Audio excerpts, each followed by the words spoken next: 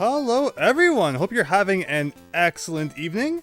Welcome to the stream of Kid Kool on the NES. This should be a fascinating one. I've played the first bit of it and I was like, okay, I need to stream this. This game is ridiculous. It so obviously tries to rip off Super Mario Brothers while at the same time doing a horrible job of it. And it's pretty rough, so I think we're going to have fun with this one. As you can see, it came out in 1988, so it had plenty of time to observe what Mario was doing and rip it off accordingly. And how does it do that? With horrible controls, Kaizo invisible blocks that will destroy you, and pixel-perfect jumps, so get ready for what's sure to be a fun night. We will be starting in just a moment here.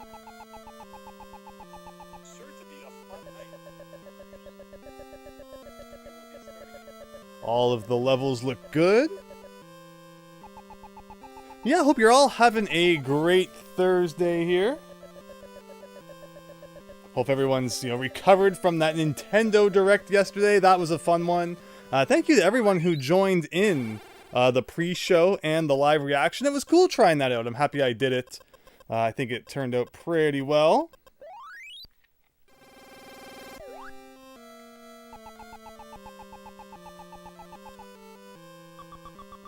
And hopefully we don't have a repeat of last night. I tried to stream some of the new Game Boy app, and we got through quite a few things together with my friend, other Andrew. We got to try out some multiplayer Tetris. We were going to try out Mario Kart. Unfortunately, for whatever reason, it seemed like OBS just didn't want to work as the night went on. We weren't able to try that out, but I'm sure we'll check out that app again someday. But the next time we get back to the title screen here, I'm sure we'll probably start the game. The story is the king is dying, I guess, and in 3 days he needs to get these 7 herbs, or that's it. So they call up on Kid Kool here to go get them, and yeah, zany adventures ensue. All right, let me just make sure we're looking good here one last time. I've unmuted the microphone. Always a good thing to make sure of, and otherwise, here we go. So even the character sprites, it looks like Mario really, the way that the legs move and such. The key thing about this game is that there's no run button. You just build up speed as you hold left and right, and that makes it really hard to do tight platforming, because if you don't have any speed, you're not going to go anywhere. And in Mario, that's okay, because if you hold B, you can build up speed really quickly. But in this game, you need to have those long kind of runs to make sure things go well. But otherwise, yeah, you're probably saying so far this game doesn't look too bad. I've beat the first world, so we'll see how things fare after that. But yeah, the screen even scrolls up, so there's often stuff going on in the sky up there. And it kind of offers 2 different ways to beat the levels, which is pretty cool. You can kind of take the higher route, you can take the lower route. So sometimes in the grass, you'll find that fuzzy guy who is kind of just, hanging on to us there. You can throw him when you have him. Oh, and he also offers an extra hit, so you always want to grab him whenever you can. And yeah, so thankfully I'm already kind of used to the controls from that first little bit I played, because there's definitely a learning curve. Again, with no run button. It's how do you even get distance? But it's possible if you just time your jumps really well. But see, right there, I had no speed, so I didn't get any distance in that jump. And yeah, you're going to be holding the B button for the first bit that you play, thinking it makes a difference, and yet it just doesn't do anything. Also, right there, it looked like he was running off the edge, so, it's kind of comedic in that sense, too. There you go, first level without a death. Can't complain too much about that. And you even get, a Mario 2... kind of thing at the end where you can try for extra lives. But yeah, that's Kid Kool. Probably not a game many people have heard of on the NES. And yet it definitely, it's there in the library if you check on Wikipedia. So also, yeah, sometimes there's massive jumps like that, because why not? Why not make the player do these ridiculous jumps? And I remember this is one. Again, remember I played the first world here consisting of 3 levels. And from the sounds of it, there's going to be 7 worlds. So, I didn't even play, that much of it. But yeah, I remember this one, it was good to take the upper road. And then, yeah, see how there's just invisible blocks with those money bags in it? And sometimes they place those, right beside gaps and you hit your head on them in completely unfair fashion. But alright, let's see what we can do here. So that guy comes back to you automatically after a bit, which is nice. Okay. Some enemies, like, just don't want to get mushed. I remember this one, like, there's no way to know where you're supposed to fall until you've done it the first time. So, uh-oh, see, I didn't have enough speed there. I needed to run for longer to get enough speed to make that gap. But yeah, this game is a lot of trial and error. So it's going to be fascinating to figure out, you know, just what we should do and when we should do it. So that's something we need to talk about right there. 1 minute up. You'll see in the top left corner we have a clock, and it's not oh no. Okay, it's not counting down. It's counting upwards. And you'll remember I said that you have 3 days to save the king before he, like, I guess, you know, kicks the bucket, proverbially. So what that is up there is that's counting, you know, how long you've been playing. And that would mean like 3 minutes 48 seconds there. And I'm assuming that, you know, 72 hours equals 3 days. The thing is, though, it's not counting in real time. It says in the instruction manual that 1 in-game day, so like, I guess 24 hours, is equal to 1 real-world hour. So that's something to consider when we are, you know, making our way through this thing. And also, as you saw, there are those items which can either increase your time by an hour or decrease it, so you gotta watch out for that. Now, you don't want to touch those ones that are going to increase your time for sure. But okay, I need to concentrate here. The first level we romped through pretty well. Now I need to get my platforming shoes back on, and not like that, but okay. And of course the bridge that falls, but again, you can't just hold B to, like, get a nice run going.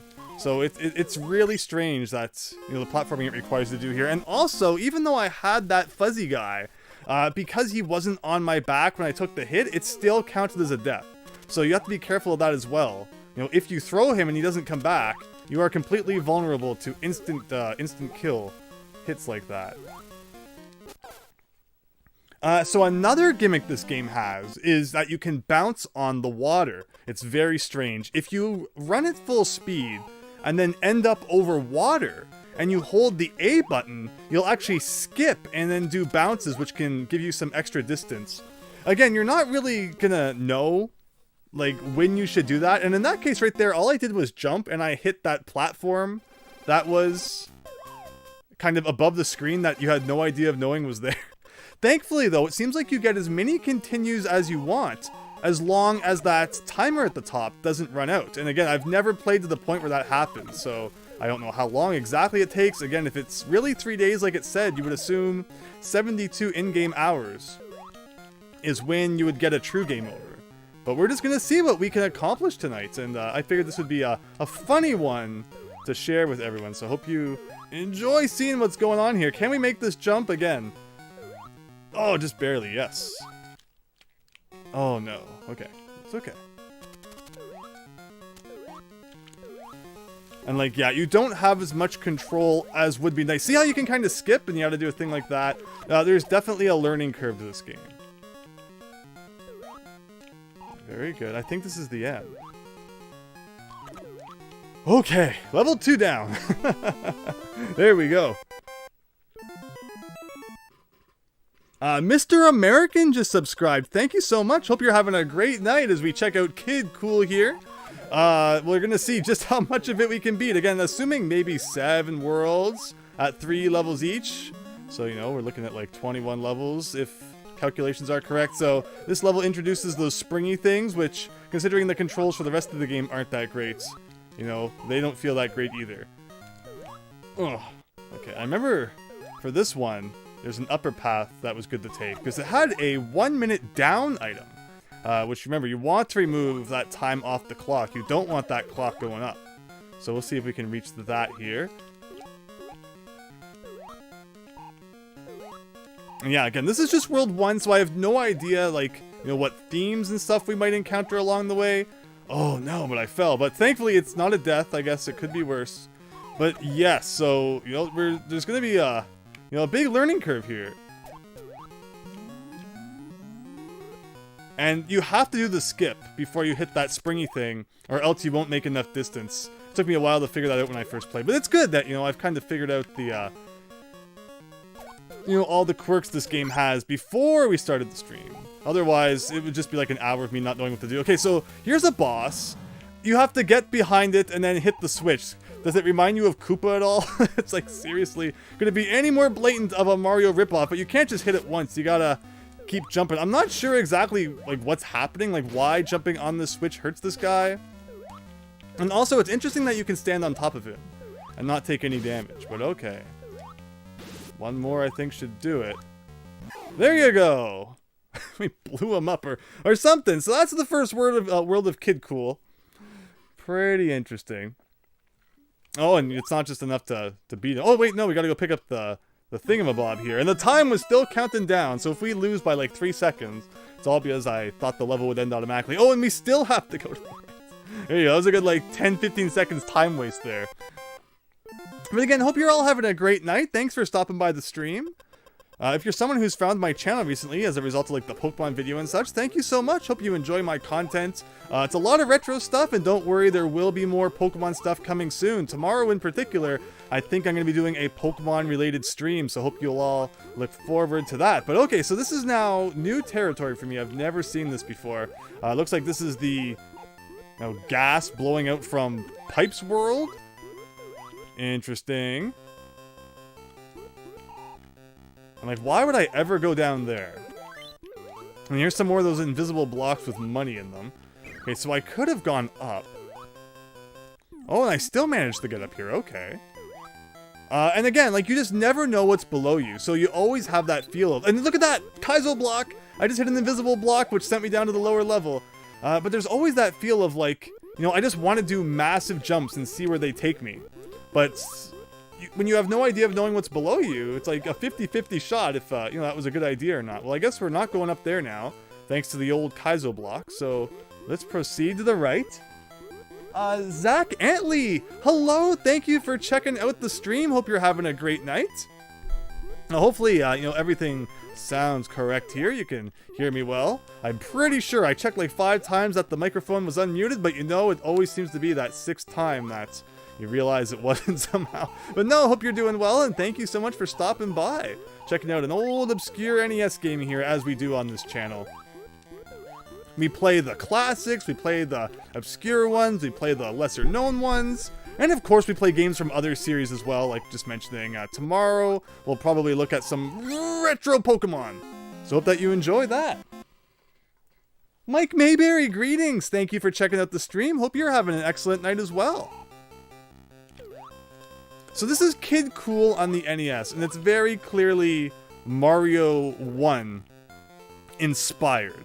Unfortunately, it doesn't have the, you know, good controls and level design of Mario 1, but so far, I'll consider this game acceptable. But like, how do you get up here? And of course, you know, lightning zapped.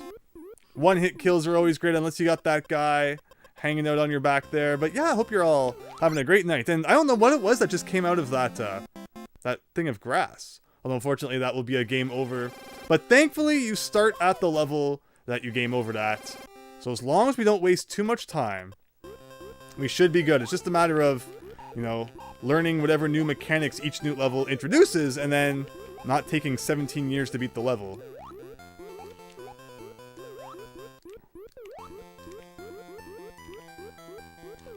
Ugh, like, and remember, there's no run button in this game. The only way you build up speed is by holding left and right, and the longer you hold them, the faster you go. So it's not like there's just a way to instantly gain momentum. Like, how do you even... Like, what do they want from this? Like, you just gotta get lucky, I guess. And again, invisible blocks that are sure to cause us to fall into many, many pits. It's pretty great. Alright, so yeah, taking the upper path, I was just trying to kind of get my bearings there, and Lightning Man decided to send a bolt into my head, resulting in us having to replay the beginning of the level again with this great part. And look at that, we just hit 10 hours, and that results in the, no, I guess 10 minutes? Oh my, I'm not sure what number's what now that I think about it. If the sky is changing when it turns to 10, you would think that means it's like, you know, 10 hours.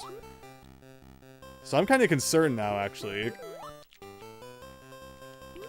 You know, just how much time we actually have to play more of this game. But okay. You know, Lightning Man's a pain. That was 1 minute down, it looked like, which would have been good to pick up. But okay, let's hit this. We found out is here. But yeah, there's going to be a learning curve here for sure. Thankfully, I did most of the controller, like, getting used to the controls on my own, because I didn't think that would probably be over fun to check out. And you're just defenseless, unless you happen to have that extremely rare power-up where you can throw that guy around. Like, what was in here? What is that? What is that? Okay. It just kind of caused all of the enemies to enter my brain, I guess. So it seems that taking the lower road probably makes the most sense. No lightning guy down here, but you have to do some very janky platforming, as you do in NES games sometimes. But now we have no choice. We have to go to the upper level. Right, yeah, we've seen this part before.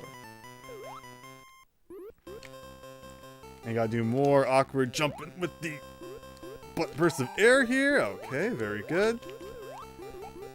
And where did we die last? We can do a big jump here. I think I just kind of messed up on these guys. Again, like, these are basically the equivalent of Goombas and Koopa Troopas. And that's all fun and good when your platforming controls don't feel awful. But in this case, it's like, what is this? But taking my time, which again, you can't take too much time. Whoa! Because then you don't have any speed to make like massive jumps that you need to do. And this world seems to like putting you in positions like this. Okay. Okay.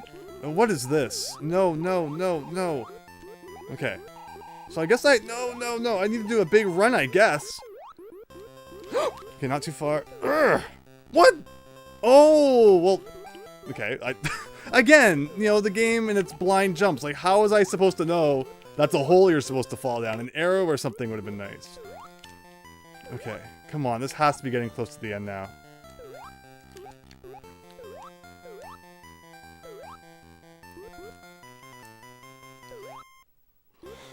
Oh.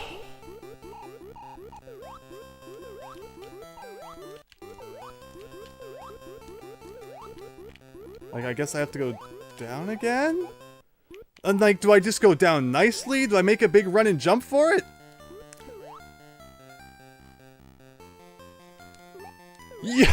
That's the 4th level! I'm already like, please don't die, please don't die, I never want to play that again. Wow. But good evening, everyone. Let's see, Tuxedo Worth, welcome. What am I doing, Zach Antley? Yeah, we're playing a retro game called Kid Kool here. Blind jumps and bad level design, says Tuxedo Earth. Yeah, exactly, right? Seems to be a theme in this game. But, you know, infinite continues is nice. Well, infinite with an asterisk. So again, if we run out of time up there, which is always counting up, I'm assuming it probably won't let us continue anymore. But until that happens, I will take as many continues as you are throwing my way. And again, it sounds like there's probably going to be 7 levels, so the fact that we're only... 7 worlds, sorry. So the fact that we're still on World 2 is kind of scary. PD, just... I'm so sorry that you now have Kid Kool in your collection. No, you gotta collect them all, right? I look at collecting NES games as like an extension of how much I loved collecting all of the Pokemon back in the day and such.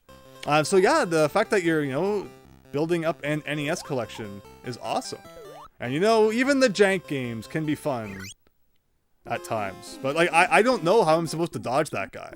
The minute that he's above you, he zaps your head. And you're defenseless, essentially. And remember, you don't move nicely in this game. Oh, press start too many times there. Like, there's no run button, so the only way you build up speed is by... So, like, what do you want from me? Okay, and when it hit 13 up there, the sky turned orange. It needs a big cleaning. Yeah, I can imagine most people probably got fed up with this game and then just used it as like a frisbee or something after. I keep doing the same thing, but only because it's like, what else do you do? Like, if I just... Okay, I'm just gonna go for it. I'm just gonna go for it. Okay, well, going for it seemed to have worked. We're stuck on one of these things again.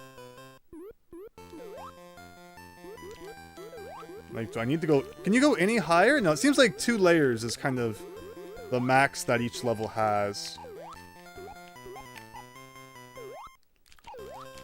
Okay. Okay. And that last level was long. Like, that's another thing. These levels are pretty beefy. So dying means you gotta redo a lot of janky stuff. And once is bad enough, but having to like redo it over and over again is not great.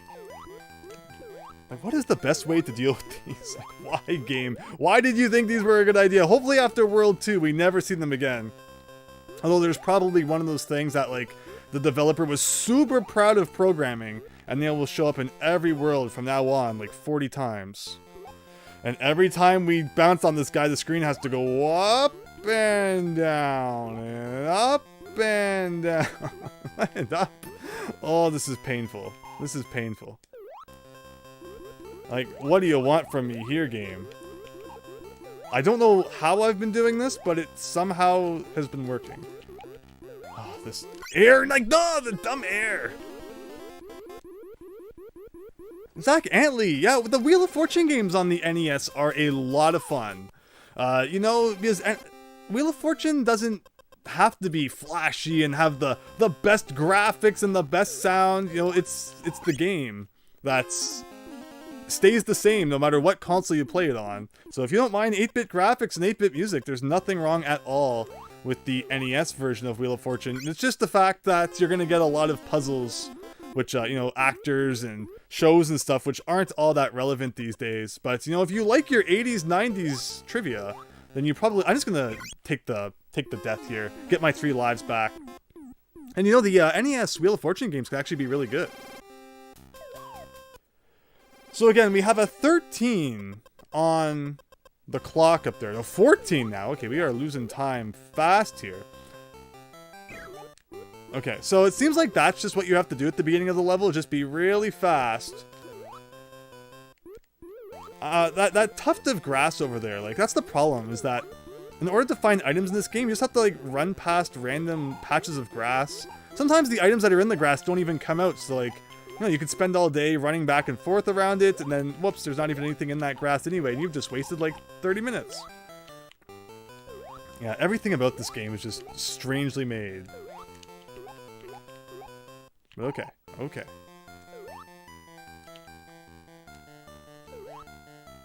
Here we go. But yeah, if that 14 means like 14 hours and not 14 minutes... Oh my goodness, really? The air again?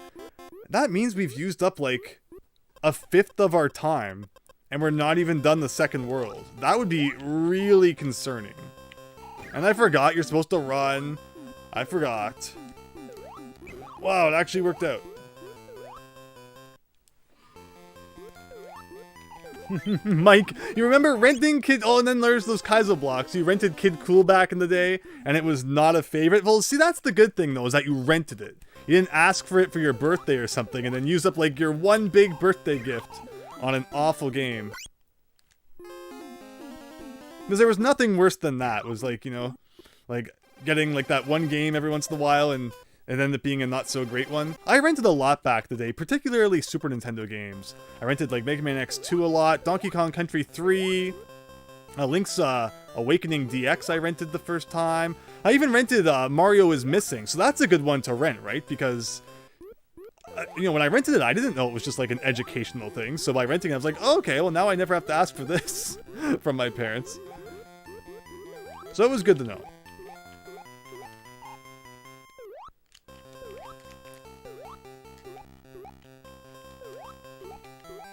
Okay, let's put our platforming hat on here. That part of the level is easy enough. I forget exactly... Oh yeah, there's like a pipe up here that keeps causing me issue. Yeah, this right here. Yeah, like... Oh.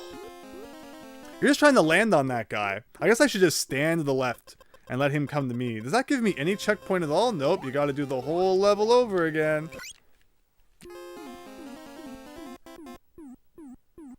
EC Myers Vids, welcome. This one is going to be a struggle. You're so I'm just going to take the death here and get my 3 lives back. You're so fascinated by the game, but it makes it hard to love it. Yeah, that's how I felt about Athena, too.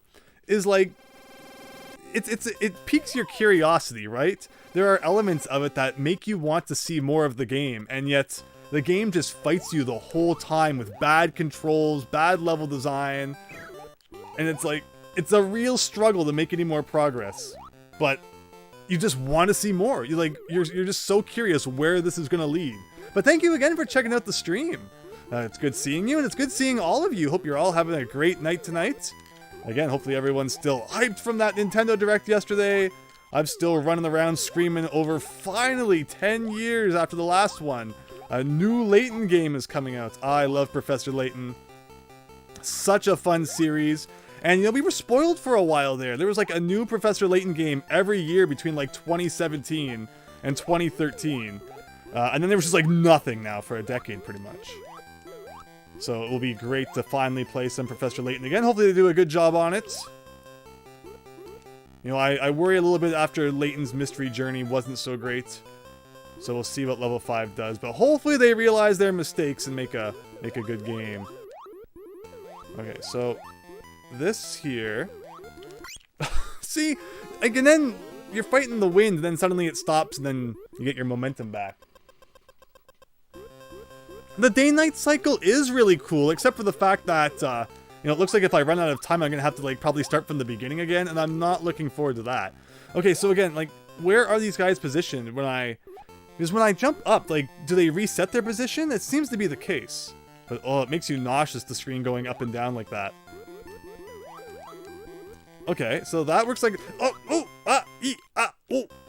okay. So, for this, it looks like I could maybe take like an upper path. Okay. Upper path seems to make more sense than the lower path, because at least if you fall, you have a buffer, right? Like you might land on some other piece of land. Or being at the bottom kind of means you're done. But look at this. It's like, whoa, what's that? What was that? I've read the instruction manual. It is horribly written. It is the most English I have read in a while in an NES manual. So there's definitely pieces to this game that I don't quite get yet. But I'm going to stop talking for a minute and concentrate on janky platforming here. Can that please be the end? Yes! Yes! Okay, let me see the chat here. GBC Super Mario Deluxe stream someday. I'd love to do that. I have a plan coming up for a Game Boy related stream. I have a lot of plans for streams. Tomorrow I plan to stream something Pokemon related. So if you're someone who's found my channel recently as a result of Pokemon content, thank you very much, first of all. I really appreciate you sticking around. And secondly, you'll probably enjoy what we have in store for tomorrow night. But yeah, no Game Boy Mario Deluxe announced for the Switch Online one yet. Even like the games they announced coming up. It was weird not to see Mario Deluxe as one of those games. Maybe they figure it's too close to Mario 1, but no, the bonus challenge features and such definitely make it stand out as its own thing. Let me see here. Oh, so the clock just keeps going and we get a bad ending? You know what? If we get a bad ending, and it's an ending, right? You know, we can always come back someday and try to get the quote-unquote good ending. But I'll take a bad ending as long as it's not, like, you know, ridiculously bad. I mean, I guess the king dies, right? Because that's the whole story here, is we're trying to get these 7 herbs to make medicine before the king, king dies. But we'll see what happens. PD, you like that the screen shifts up and down? It doesn't make you wanna throw up? I mean, it is cool. You know, a lot of games back then wouldn't even have like a scrolling thing like that. It would just be a plain horizontal level with no verticality. Here, interesting. Oh, it didn't shift up at first, and then suddenly it decided, no, we're gonna shift up now. And again, upper path seems to make the most sense. But that means you gotta deal with Cloud Guy here. And there's a potion. Like I gotta pull out the manual here again. Because I read it, and then it seems like a lot of it is kind of eluded me. Like, where is there like a list of items here somewhere? Oh, okay. You can become invincible for a brief period. I'm not kidding. They spell brief with a D at the beginning. You can become invincible for a brief period. Wow. You would think they would proofread these, or like, you know, hand it over to someone who had command of the English language, but there it is, everyone. Yeah, Mario Deluxe is like Mario Advance Zero. You're right. Okay. So we'll see what happens here, and that guy, he's relentless, so I'll try and get that potion then. So if you take over 72 hours, the king dies. And is that 17 there right now? Is that 17 hours? 18 hours now? Oh, there we go. Finally, we get, he looks like Kuribo from Yu-Gi-Oh! That's what he always reminds me of. And I think I just accidentally picked up an item that added a minute to my clock. Like, that's great, right? Oh, and I'm accidentally underneath the platform that I had no ability to see. Like, the fact that you can just accidentally pick up items that increase the clock is really mean. I mean, there's ones that decrease it too, but I would bet that those are a lot less common than the ones that make things more difficult for you. But okay, here we are. By doing that, we didn't have to encounter Cloudman, and I kind of like that. Okay, so we can run across single gapped platforms, and I was going to try and do a jump there. We did bounce on that guy though, so you know, fair enough, but now we got to do the nauseous screen scrolling. Yeah, every real-world hour is a day. And how long have we been streaming? About, you know, I had an introduction, starting soon screen for a bit there, so we've been playing for about half an hour. But I guess I did pick up a couple of those dumb time-up items too. Okay, so here we gotta do some of that weird water bouncing, probably. Something like that. That was cool. Oh, I would have loved to have gotten higher up on that pole. I wasn't expecting the pole to show up all of a sudden. And we just hit 20 hours, everybody. And that's a game over. Wow.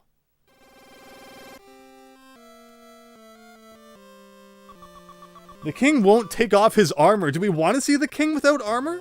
But if he doesn't die, I'll consider that an adequate ending. If the king lives and it's just like we don't get to see like his whatever under his armor, if that's something you want to see, I will consider that adequate.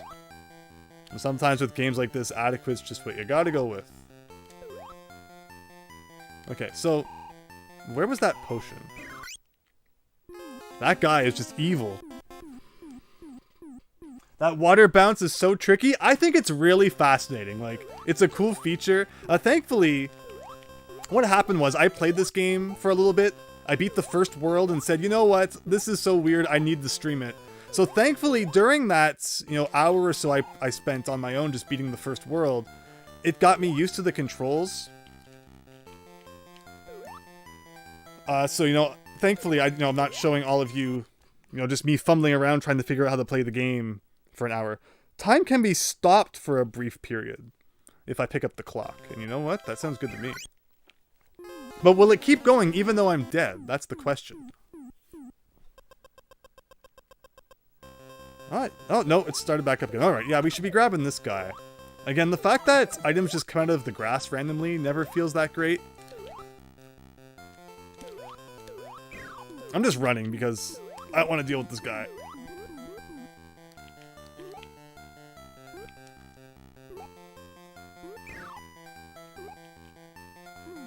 What if I take the lower path? Maybe not such a good idea.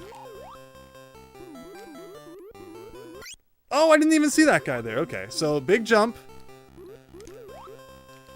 No, no, no, no, no, no. Okay, I wanted to grab that higher, so I managed to not die. Do a thing like that. Exactly. Oh.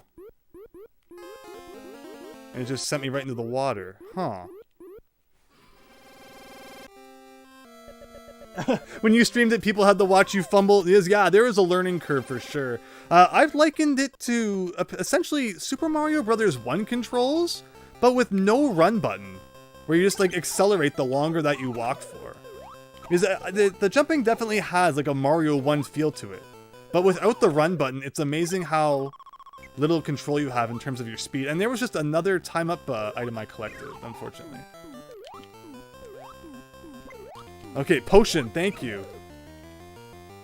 Now, how long does this last? Please last for like 5 minutes.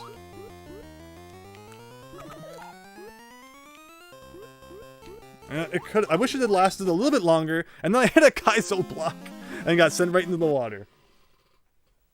Oh yeah, it does remind me of that a little, you're right. Zach, thanks for stopping by the stream. Hope you have a great night. So yeah, it looks like at this rate, we're probably not gonna beat the game in the designated 72 in-game hours. But you know, if we can just beat it, I'll be pretty happy about that.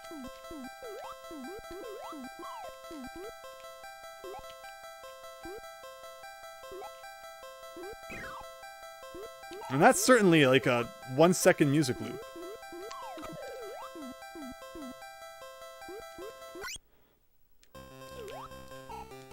Okay, so... Oh my goodness!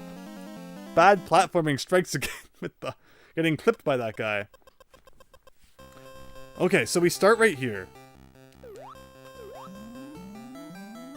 Yeah, so it matters how much speed you have when you hit that pole. Got it. And yeah, we're back to the sky being blue again, so I guess that really means we're about to hit, like, going through one full in-game day. Which is kind of annoying, but, what is this? No. No.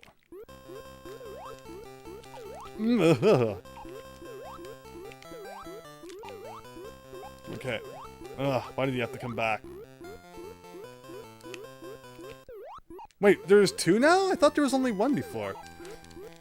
I have no idea what it wants from you. Oh, I actually managed to...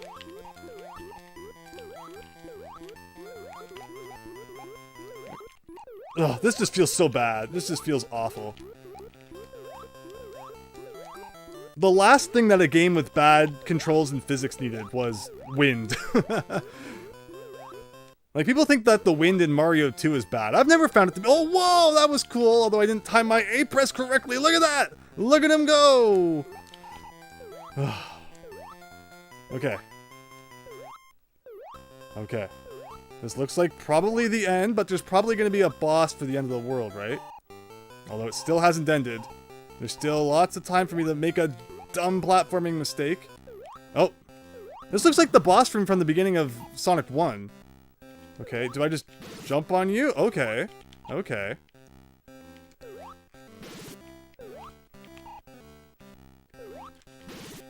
No! Oh, I was like, maybe I can just stand on top and get consecutive hits. Oh, I did so well to get that far. No, I have to replay the level again. Oh, I tried to get greedy. I tried to get greedy with my hits. I should have just taken the, 15-minute route.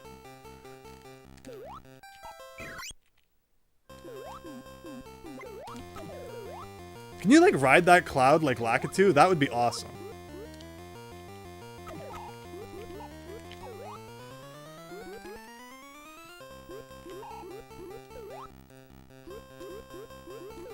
Nope.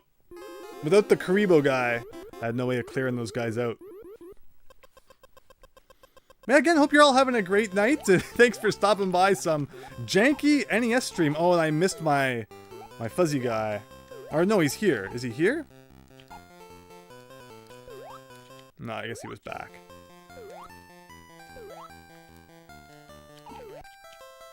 I'm pretty good at getting that clock now, and also at getting that. And then I didn't have any momentum, so I messed up that jump. Alright, though. We understand how to beat this level. It could be worse. Yes! Look at that! We are improving. And that's, that's always the good thing, is if you're getting better, then you can be happy about that. It's when, you start to... you're playing for a long time, you're at like 5 hours in, and you realize that you're only getting worse as time goes on. That's never fun. Oh no, oh no, oh no, oh no, oh no.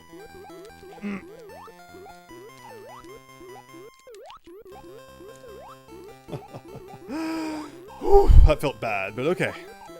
And speaking of the things that feel bad, we gotta climb this thing again.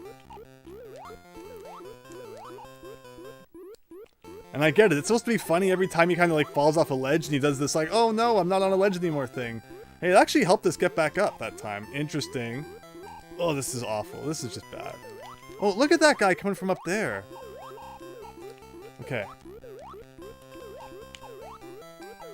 Okay, okay. Okay.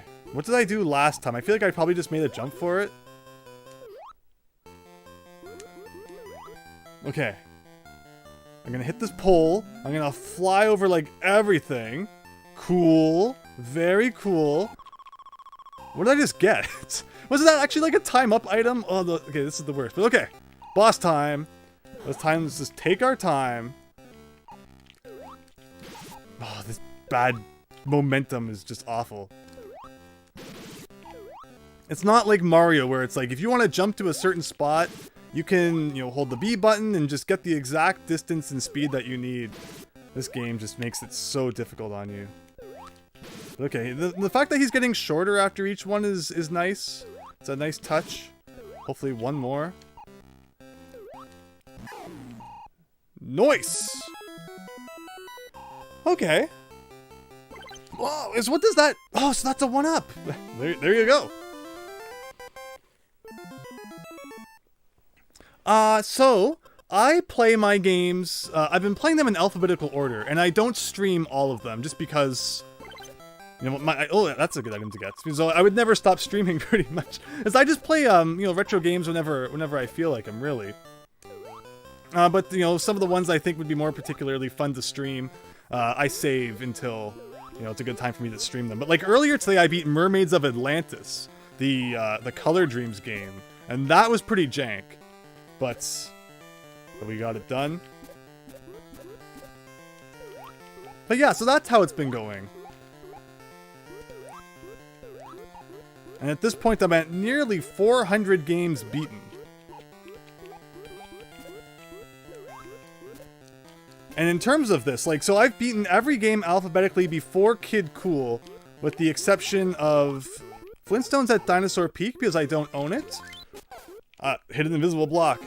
Genghis Khan, and I think that's it. So I've beaten everything prior to Kid Kool, except for those two.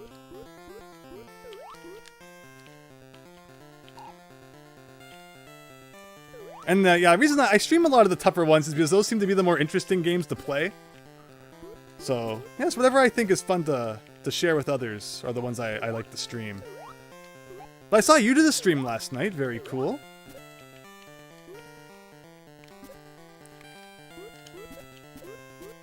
Okay, very nice. So yeah, so... Oh, no. Thank you. So yeah, we're essentially dealing with note blocks now, or like springboards from Super Mario Brothers here. Which again, with the Kid Kool physics, always feels great. It looks like we have like a full-on, you know, like castle world now, which is kind of cool though. Or maybe like underground, one of those two. It looks like more castle-y than undergroundy, but with this game, who knows what they were going for? Oh, I knew that was going to happen. Treasure Master I have played on my channel years ago. I used to have a series called Random Game of the Day, where I would just pick random games off the shelf and play like the first little bit of them each day. And Treasure Master was one that I checked out for that. However, I did not beat it. So it's definitely one I've been looking forward to getting back to, because it's a strange game. And I know apparently if you beat it, you got like a code you could call in and win a prize. So I want to beat it and get that code. I'm looking forward to that. But yeah, you played, yeah, Mad Max. And that's not one I have any experience with, so that will be fascinating. See, I'm really excited to get to the M's. There's a lot of good games that start with the letter M. No! Miles Luigi, welcome!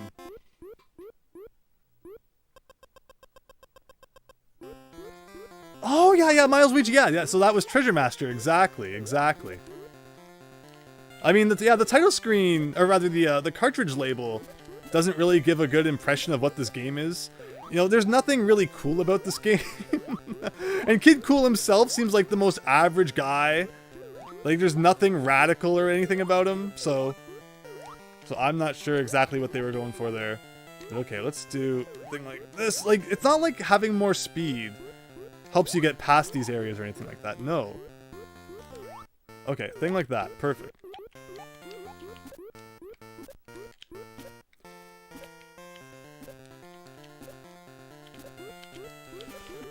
Oh, look at that! And then you hit this dumb block that you can't even see, and it messes up all your platforming. Walter, yeah, I've definitely noticed that my streams kind of feel like the evolution of the Random Game of the Days, for sure. And I'm happy that people have been enjoying them. And I enjoy just, you know, sharing these random games and stuff with people too. It's been a lot of fun, the games that we've checked out. And then for the ones that I don't stream, I'm now doing that series where I'm ranking every single NES game. So you get to hear my thoughts about them through that. I just uploaded that video where I ranked every NES game that starts with the letter A. And I'm happy people again are enjoying that one. Unfortunately, I've been told that Adventure Island 3, the footage didn't render properly. But, you know, 1 out of 35, I guess, being a problem. Thankfully, it wasn't more than that. In Adventure Island 3, you can see the footage from Adventure Island 2 and get a pretty good feel for what kind of game it is. But yeah, look at that! Those blocks that they just put there to mess you up. Like, you thought that, you know, Kaizo Mario was just a, you know, an evil thing that was come up with. But no, Kid Kool had Kaizo blocks before it was cool. Okay. Jank platforming with jank enemies? Yes, please. Oh, great! Water pit that I had no idea was there. Okay. Oh, potion time. Oh, but how was I supposed to know that? I thought that was just a hole. How was I supposed to know there was like a whole other level down there? Again, the game could convey to you better when it's like a death pit or if it's like a pit you can go in.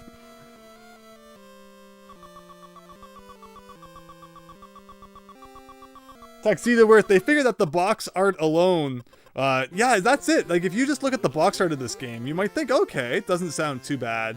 And you know what? I'm having some fun. I have no regrets yet of streaming this game. Could be worse. Okay, so I noticed it still just says 31 up there. What is the leftmost 0 on the counter? Because I thought it was maybe days, right? But if that 31 is hours, you know, shouldn't that have been transferred into 1 day in like 8 hours now? Or 7, sorry.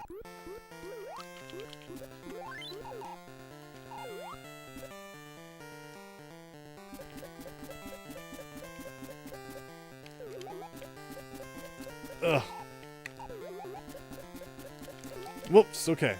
Okay, so I think there was invisible blocks here, yes, because of course there are. Okay.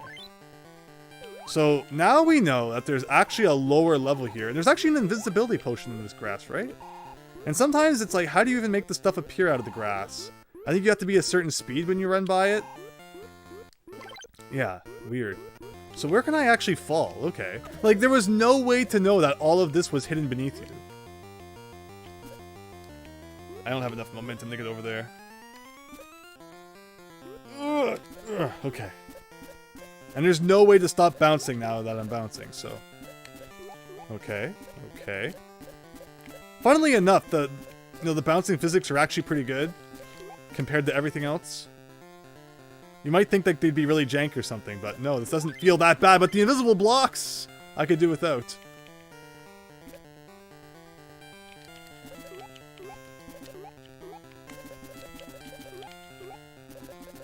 Yeah, I couldn't tell if that guy was green or if it was just like a screen thing that was making them look different.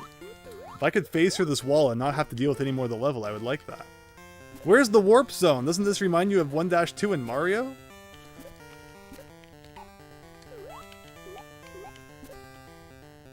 Okay, so what do I even do here?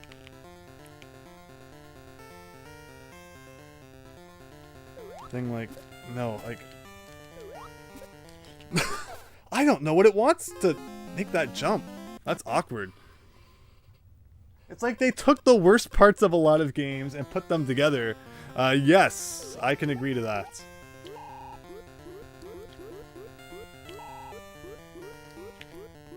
And again, just making that thing appear like that.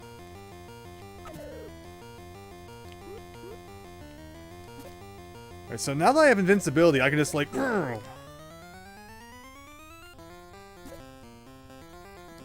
I wish it lasted a little bit longer. I did that analysis on my channel once of how long stars last in each of the Super Mario games. I think Mario 1 was 12 seconds. Mario 2 was like 10 seconds? Mario 3 was the worst. It was 7 or 8 seconds. Mario World was like 16 seconds. And these days with the new Super Mario Brothers games, it's been standardized to 10 seconds. Oh, I should have used that guy to maybe help me get a bit of speed. Now he's gone. He'll never come back.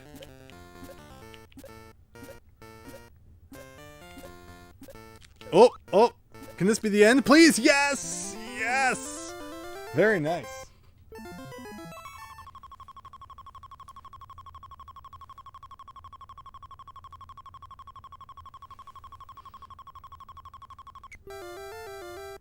Oh, getting the red guy gives you one more chance. Okay.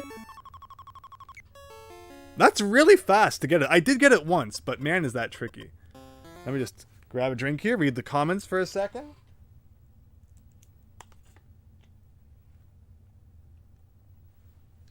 Thank you, Mike, so much. Really happy to hear that you're enjoying the NES rankings. Wow, that was quite a video to put together. It's essentially like 35 mini reviews, you know, packed into one video. So it was a lot to do, but you know, I'm happy to hear that people enjoyed it. Oh, 31 is minutes? Wait. So when does it show up on the left? When does the number on the left go up then?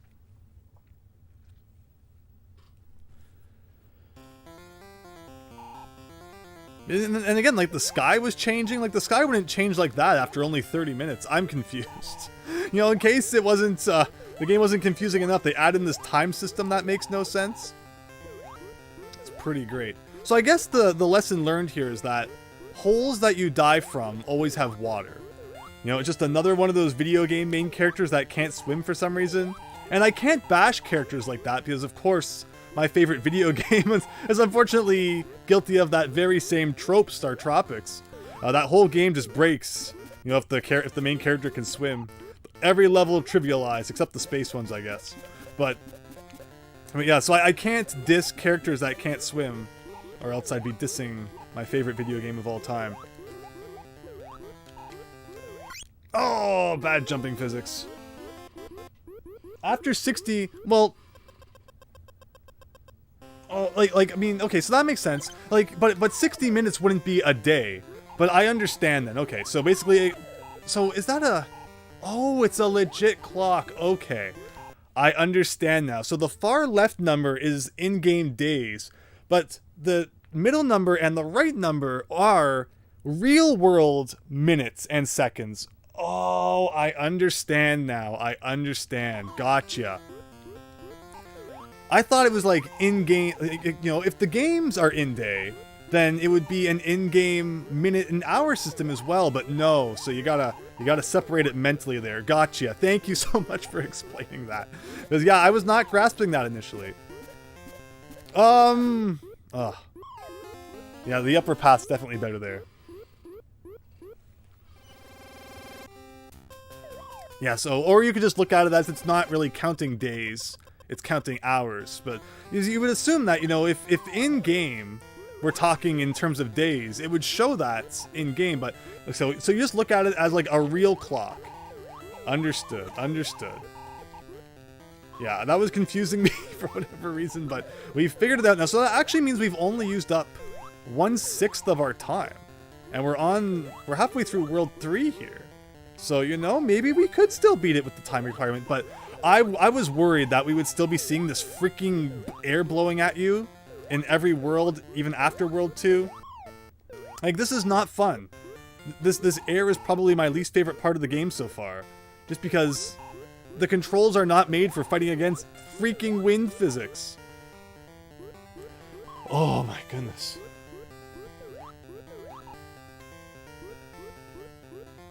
Can you duck under it? Maybe that's what I'm doing wrong. Nope. Ah, this is hurting my head. Just trying to get by this freaking wind.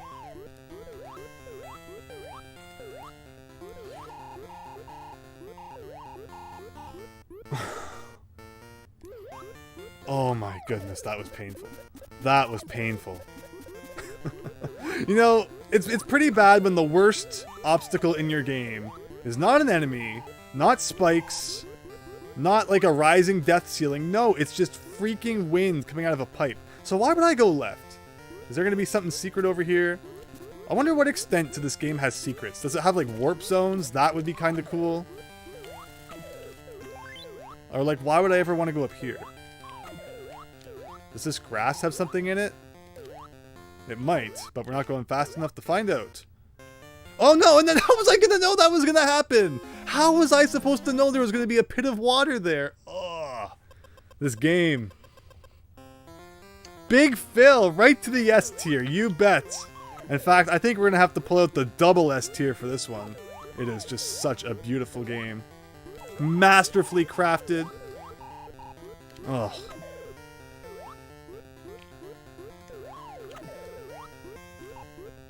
But yeah, thanks Big Phil for joining. Thank you everyone who's sticking around tonight. This is certainly one of the best games on the console, so you don't want to miss this stream. Oh, this is bad. This is bad.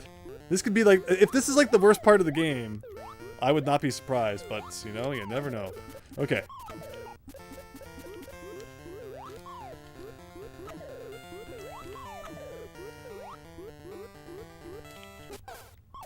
Beautiful. Trial and error blind jumps. The Brawl Meta Knight tier. There you go. Oh, I didn't get the red guy that time. Oh, whatever. 95% of the stream is just going to be me fighting with this one air blower. Oh my goodness. Like, who thought this was fun? Dealing with this thing? Who that, like, designed this level thought this is what the game needs? Freaking air puffer.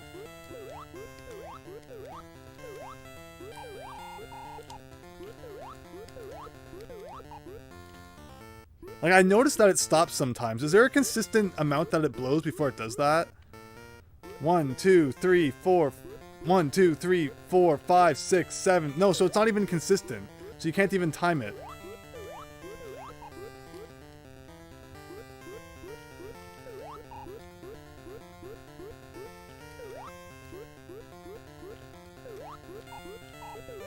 Like, you just have to get lucky, essentially.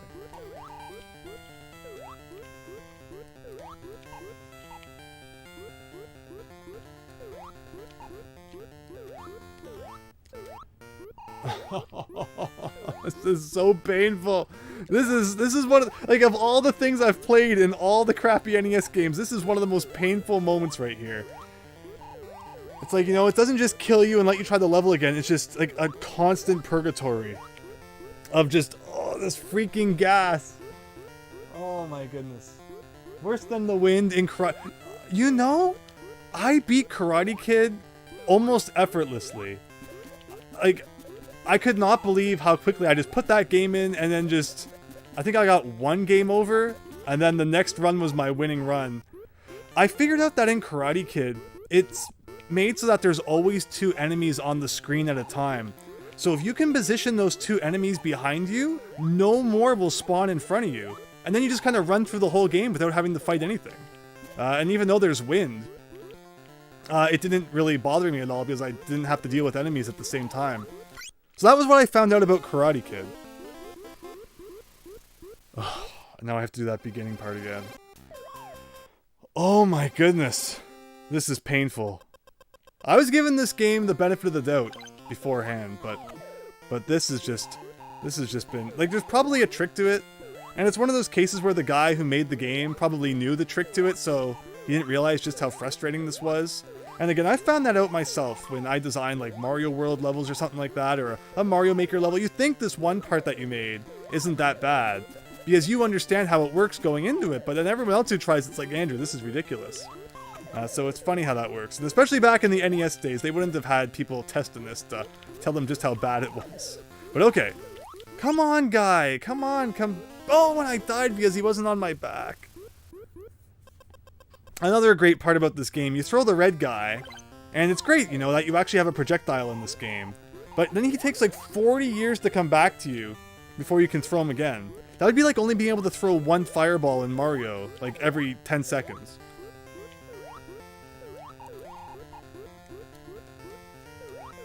Okay, thank you.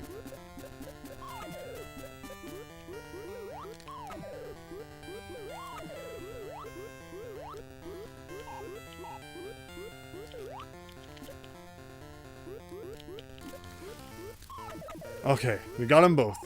Okay, so we've been to this part, and this is where there's a massive pit of water that the game doesn't even let you know about. Beautiful, beautiful. Alright, we gotta do some jank like that.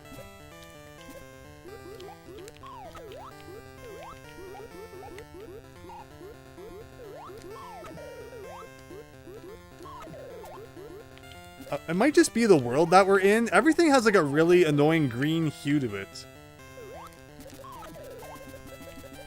Okay, what the heck is this? Is this the end? Can this please be the end? Oh.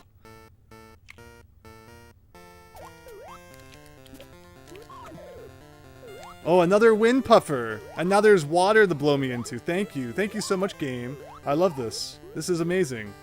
Why have I never played this game before? It's just like made for me. Oh, oh okay.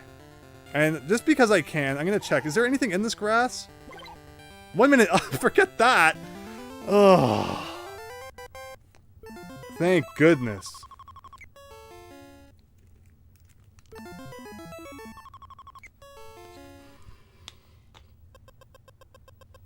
Just it's a big feel. It's a testament to the game itself. Just a bunch of hot air. Very well put. Okay.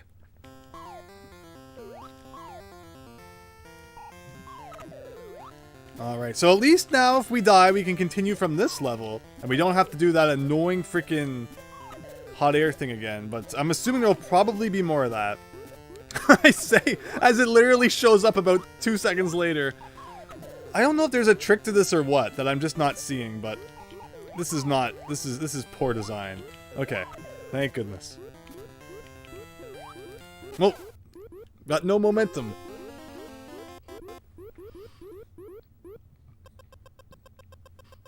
And as this is the 3rd level of the world, it likely ends with a boss too. So get ready for that.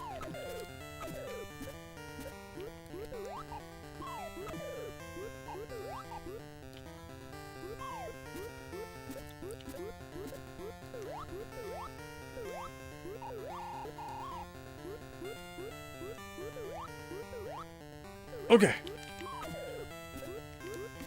And this is like a really tight space right here. Oh, no, no, no. Because you need to get a bit of a run in order to get the speed you need to get some distance in your jump. But they make sure to put you into a spot where there's just no room to get distance.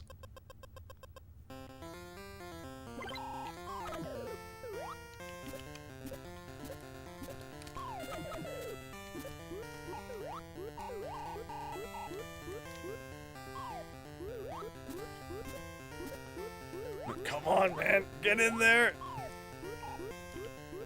Again, for those of you who somehow, you're crazy if this is not your favorite game, but tomorrow I plan to stream something Pokemon related, so stay tuned for that. I think everyone will enjoy that a little bit more, but tonight we play Jank.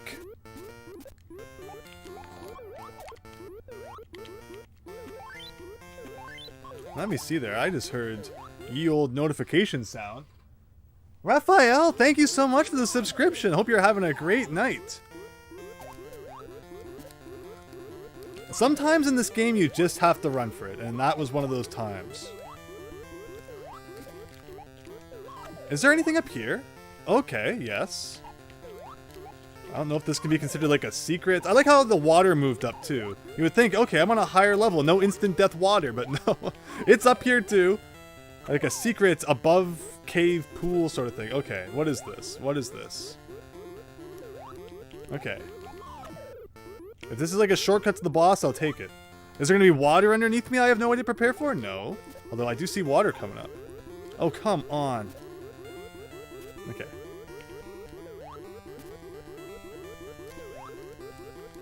Nope. The air messed up my platforming. Oh my goodness. I don't even know where this is because I think we took the upper path over it.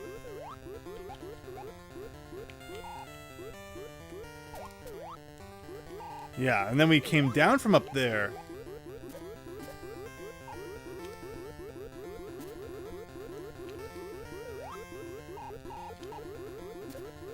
So again, this is just kind of like a luck thing where it's got to run at this when the air's not coming at you. Wow. Okay.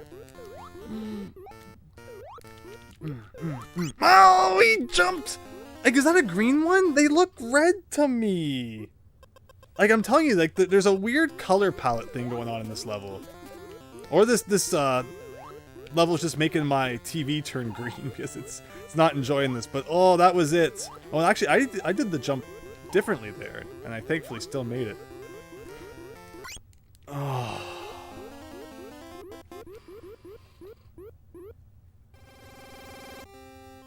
Decap Attack is this game's spiritual successor? I did not know that.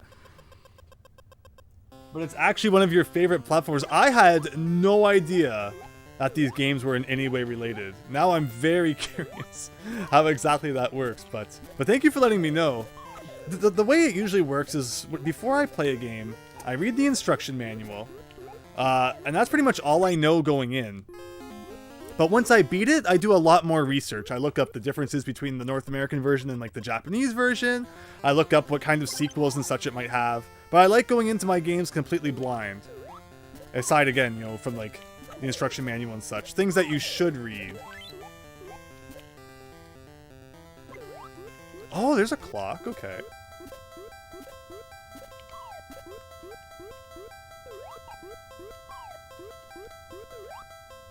I'm hoping that the next world isn't as bad. I could very easily see this being one of those games where, like, you know, there's just anomaly worlds that get more difficult and then it gets easier as it goes on. Like, I feel like Underground is a pretty tough theme, especially with all the type platforming it's making us do, where if the next world is, like, above ground, it's not going to give us as much trouble. You would hope. They'll probably find some gimmick to make it really unenjoyable, but well, I guess we'll see if we ever get there. Yeah, wow, so this is like a whole series then that I need to do more research on.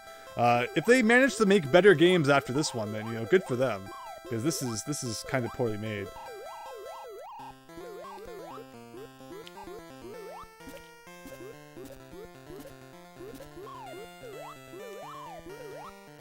Okay.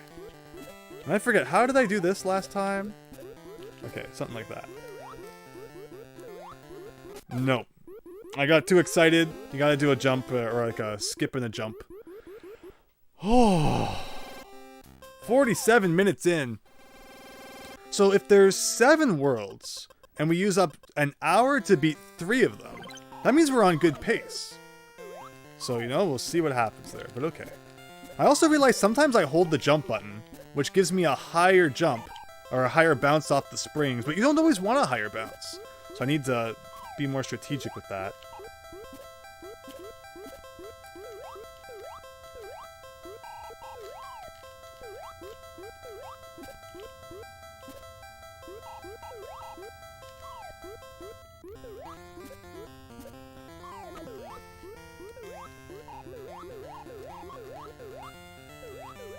Oh, okay. So I guess that's green. I feel like, again, there is definitely color palette shenanigans going on in this world, unfortunately, that make enemies hard to discern. Okay.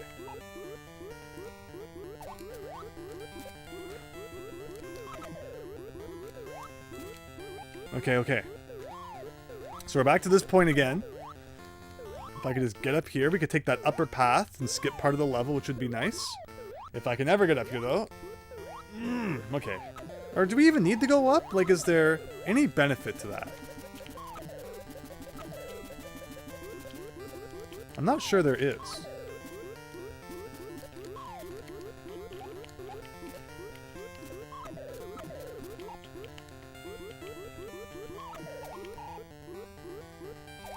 And that's back to here again. Okay, so getting back to this point could be more difficult. But this is the part up here I'm really scared of. We lucked ourselves by it one time. Can we do it again is the question.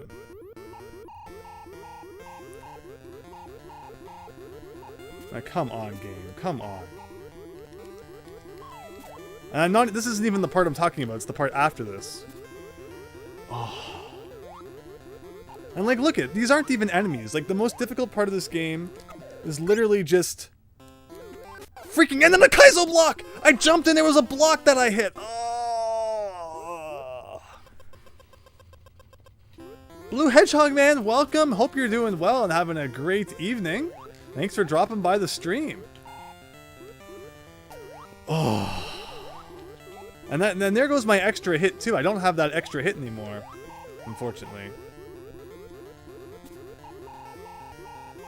Oh, this is bad. This is so bad.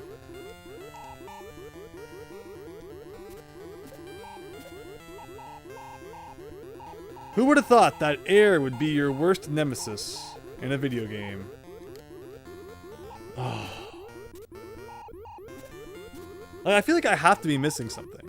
I feel like there's just something I'm doing wrong. Because how can they just shoot air right at your face and expect you to somehow dodge that? Like, it all comes down to luck.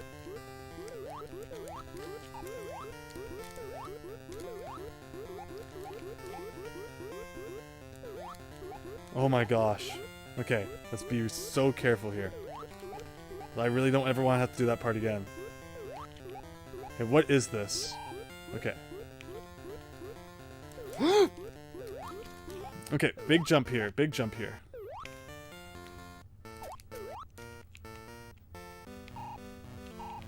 What is this?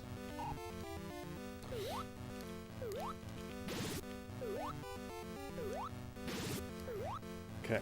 I'm assuming you don't want to touch his head, because it has spikes on it. See, I'm using my incredible video game insight here to discern that spikes are bad. Okay, I take it back. I think I literally touched the spikes and did not take damage. Oh, shoot! Oh.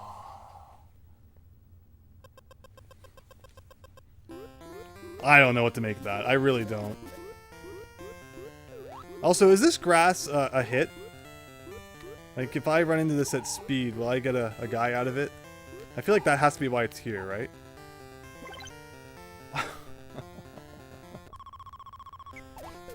Instead, it added 1 minute to our clock. Beautiful.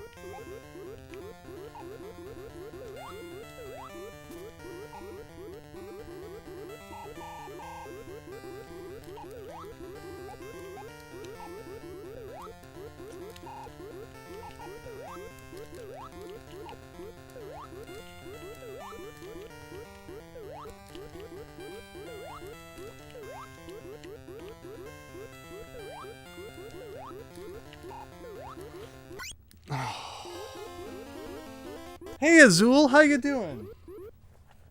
No problem, Blue Hedgehog Man. Not being able to make it for the Switch on for the Nintendo Direct stream. It's an awkward time, right? And it's the worst how they announce Nintendo Directs like the day before they happen, so no one has any time to prepare. Like, I don't get what their logic is with that. And then of course, you know, it's during the day, so if you have any sort of arrangements going on, you're not gonna be able to make it. But oh, we were so close to beating this level. We were at the boss, and he probably had like 2 hits left. That's disappointing. But okay, come on, we can do this. We can do this.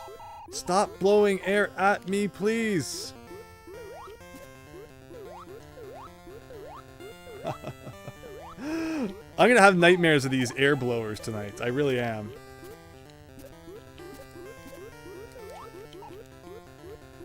Okay, okay. Haha, comedic guy falling off ledge.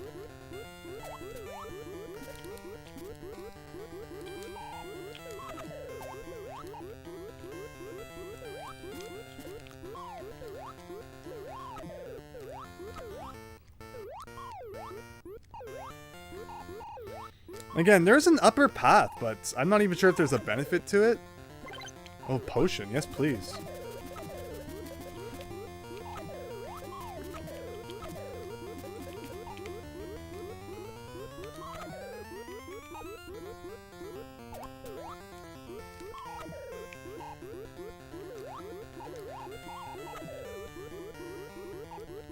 Okay, come on. We got the extra hit this time. If we can ever get past this. To those just joining, welcome. Hope you're having a great night. This is Kid Kool. There is nothing cool whatsoever about this game, but they called it that to try and trick kids into buying it back in the day. And unfortunately, it probably worked on some of them. I feel very bad for anyone who was fooled. Okay, we're back to the boss, everybody. Boss time. Here we go.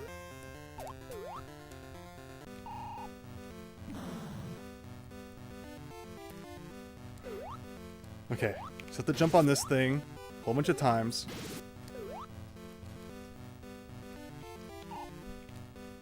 And remember, the only way you get acceleration in this game... Can I jump on you? Okay, I can. That makes no sense because you have spikes on your head. So, my video gamer logic actually hurt me last time, which is interesting.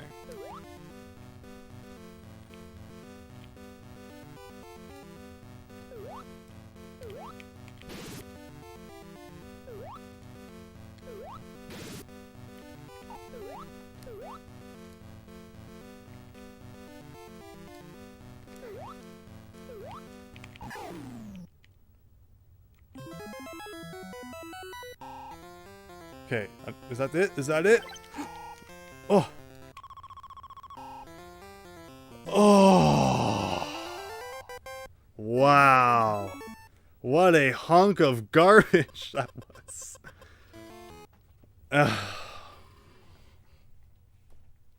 So you bought the Metroid Prime redesign. Excellent. That's good to hear. It's good. Oh, sorry your day hasn't been good. Hopefully, you know, it gets better, and hope you enjoyed the stream. Hope it helps a little bit. But there you go. That's World 3 of Kid Kool then.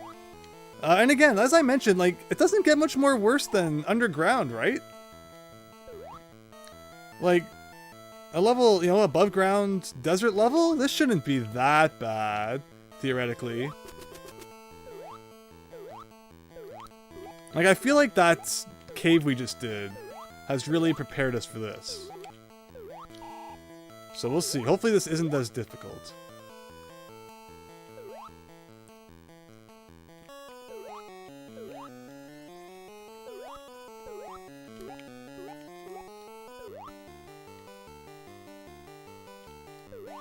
I feel like I've heard this music somewhere before, or it's just like really similar to something else.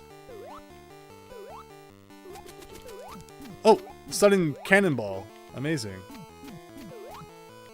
What do I do here now? Okay. Oh, well, I wasn't ready for a big hole, but thankfully, again, not an instant death hole. And then the crappy platforming results in the death anyway. But you know what? Compared to what we just went through, I'm not complaining too much about this level. I would have liked to have made that jump, but I guess we'll have to take what we have. Okay, so this looks like death. Okay, very good.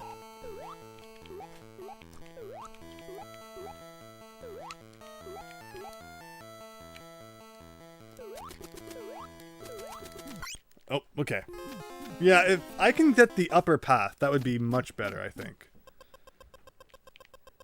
So again, can I do a proper jump here? Right into an enemy. But okay, this isn't too bad. I'm enjoying this more than the underground world anyway. You thought the Nintendo Direct was finally going to announce Metroid Prime 4. Yeah, where did this remake come from all of a sudden? Like, what the heck is going on with Metroid Prime 4? I don't get it.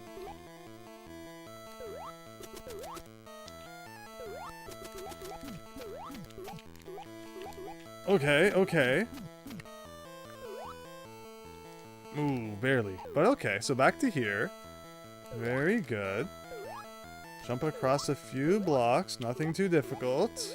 Jump on this guy. Oh, random money block.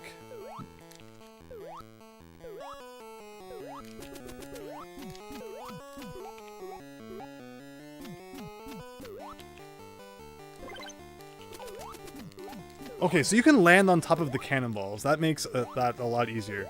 Because I'm just trying to avoid them altogether, but knowing that you can kind of get a bounce off of them, that's nice. Okie dokie, okie dokie dokie dokie. Why is he like... He's like stuttering. He's not running properly.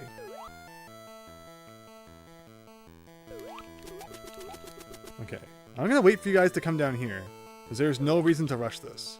Well, there kind of is, because we kind of have the clock running still, I guess. Okay. Please tell me we're almost at the end. Oh, great. A whole bunch of red guys come in. Will they fall down, or like, how does this work?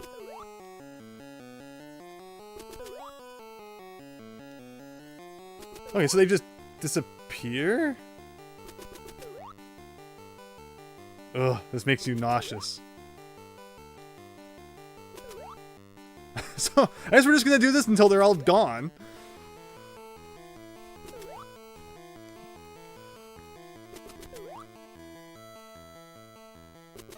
Sorry to anyone who this is making you, if this is making you sick. It's making me feel sick, so I feel for you. Okay. Thank goodness. Alright, whatever, we can bounce on these.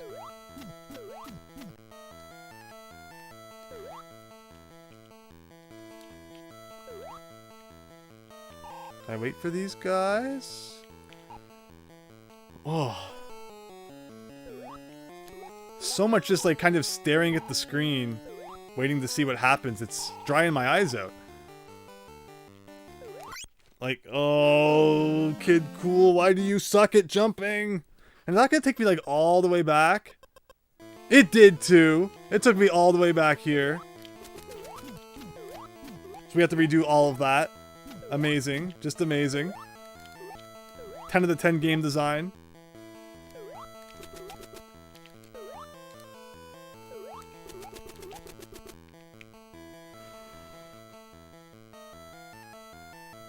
One sec. I'll check out your comments in just a moment.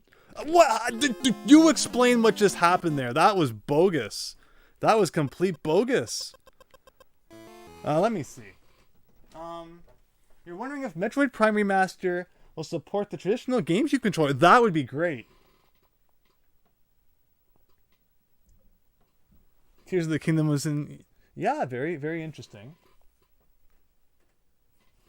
Yeah, I always assumed that they would just release like a HD Metroid Prime trilogy at some point. So to see them just suddenly release the first one is kind of strange. It kind of makes you think maybe they were going to remaster all three of them. And then they just got the first one done, and then they're like, nah, we don't need to do the other ones. And that's why they're releasing it at like a reduced cost.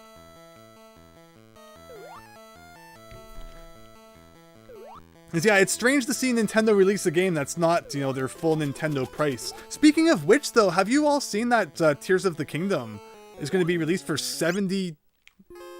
That's just awful. Just awfully programmed, because there's no reason that hit should go against me. Have you seen that Tears of the Kingdom is going to be $70 US? Or 90 Canadian dollars? Like, that's crazy. That we're up to $90 first-party games now. And they say it's just going to be for Tears of the Kingdom, but really? Really? Are we going to believe that? Does Nintendo think we're stupid?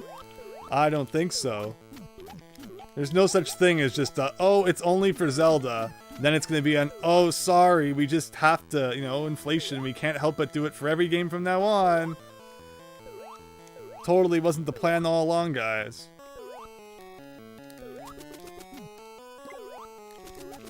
Oh, but at least I got a good run there. Yeah, no one else, like, everyone seems to be so surprised by that, right? They're really kind of keeping it on the lowdown. So there's going to be a lot of angry people in May then when they go to buy the game and suddenly find out it's an extra $10.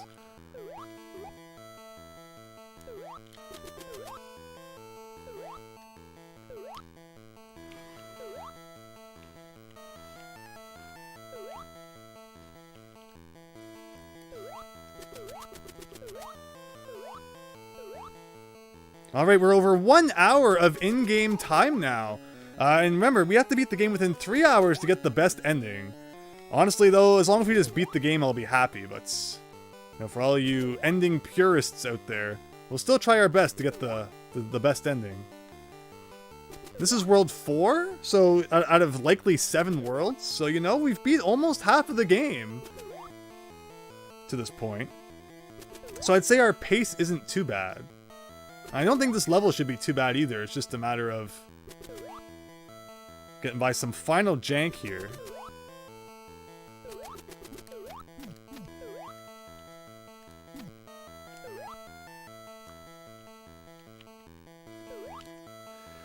And lots of waiting too, because it's like, you know, I could try and rush this and probably mess it up. Or we could take it safe and easy. And even the safe way is not that safe because it's so easy to mess up one of these tight jumps.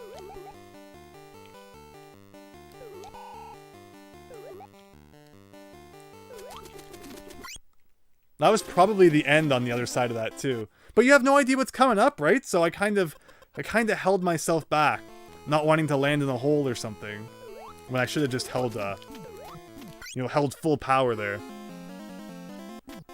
Scott Linux, yeah, this is Kid Kool.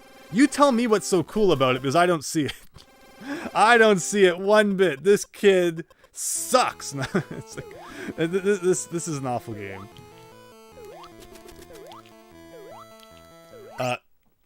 And it's funny too, because today I did that NES ranking video, and we were joking earlier about, like, you know, what ranking would this one be? I'm considering breaking out the double S tier for this one. Such a good game. You know, if you have not played Kid Kool, can you even call yourself a gamer? I don't think so. And as we know today, it's all about those labels. Fill up those profiles. So you gotta be a gamer, so you gotta play Kid Kool.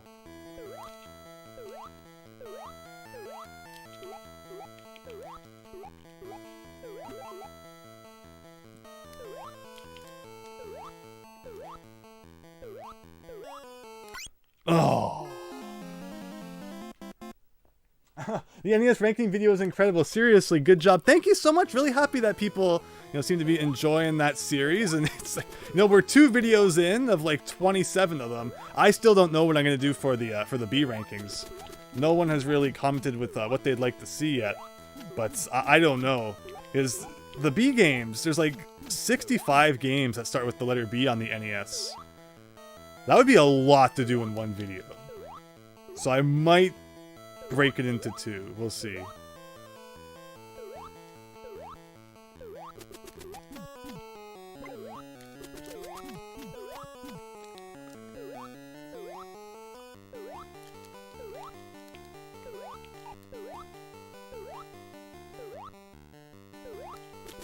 Okay. Okay, no problem. We're back here again. I think we're gonna have to wait for those guys to come down the stairs. Yes, we are. Ugh. That's the worst part of this level, is just all the waiting. And then the fact that it's just like, you could do all this waiting and then mess up the platforming because it feels so bad. So I've compared already. The controls in this game feel a lot like Mario 1, but there's no run button. Instead, you gain speed just by holding left and right. And that does not feel great. Okay, and then at this part, we just stand here and let these guys fall, which causes them to disappear. I'm gonna look away at the chat so I don't, get dizzy from watching this. Oh, my eyes. You know, pay it for Zelda? I mean, yeah, people will no doubt, probably still not have a problem with it, because Zelda is Zelda, and the games are typically pretty lengthy, but it's just crazy because in Canada, by the time you add tax, that's over $100. It's something just feels really wrong about paying over $100 for a video game. I look back, and there used to at least be like the portable consoles. Oh no, where you could pay like $30, $40 for a game on the Game Boy Advance or on the DS and still have tons of fun with it. Now it's like, if you want to play a game, you're paying like $80, $90. If it's a first-party game anyway. Because what I also compare this to is a couple of my favorite games on the Switch are Crash Bandicoot Insane Trilogy and Crash Bandicoot 4. You could buy both of those for the price of Tears of the Kingdom. And that's essentially 4 games for the price of like one first-party Nintendo game now. And it makes you like just think like, I don't know, like, why do the first-party Nintendo games have to be that much?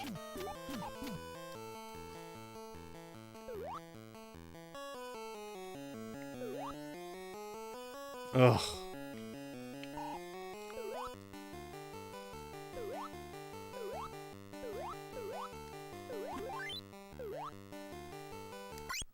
Oh no.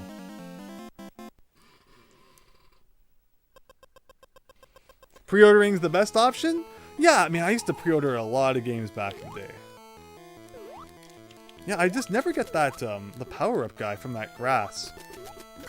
Ugh. I just might need to take a nap for a second here. This game has just completely destroyed my eyes with all of its, awkward screen scrolling. And I don't get the sand. It's like... Oh, there goes that guy.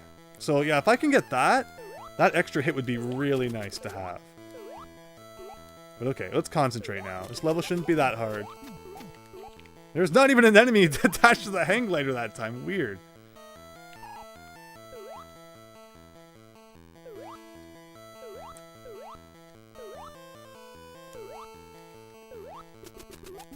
Okay, checkpoints at least. Okay, okay, okay. Speedrun, here we go. Oh.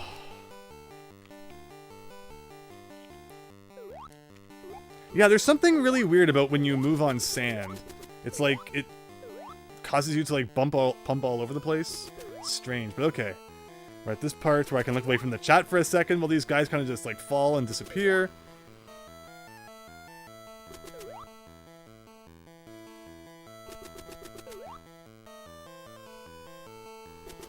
Yeah, Pikmin 4 is going to be cool.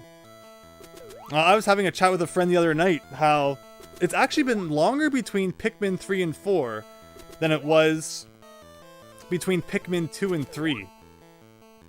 And that's crazy to think about, considering it felt like it was so long between 2 and 3. But yeah, there just, I guess, hasn't been like a full-fledged Pikmin entry in a while. But, you know, it's not even the worst Nintendo series for that, of course, when you consider things like, you know, F-Zero and all that.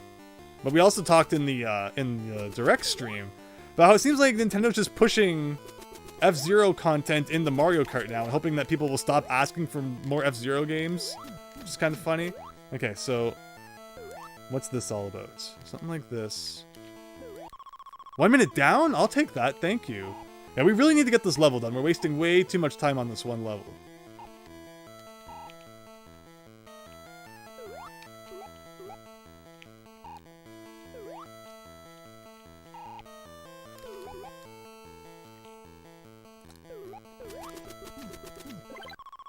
I think that was 1 minute up, but it's okay. As long as we beat the level, I won't complain. Get away from me, please. Can this please be the end? Can it please be the end? Someday, please? Oh! My goodness.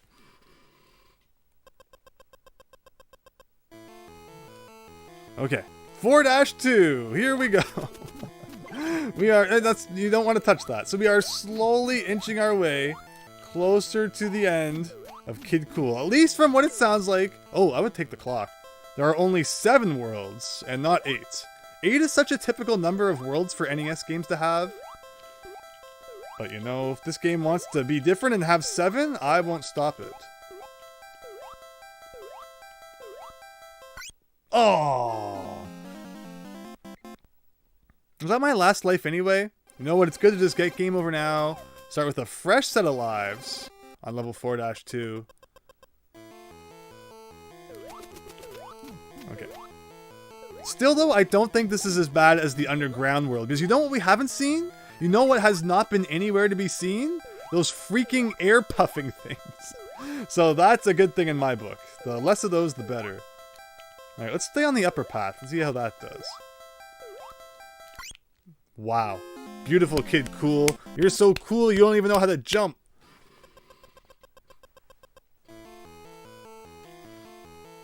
I need to look up Decap Attack after this. I have the game. And years ago I would have, you know, played it a little bit.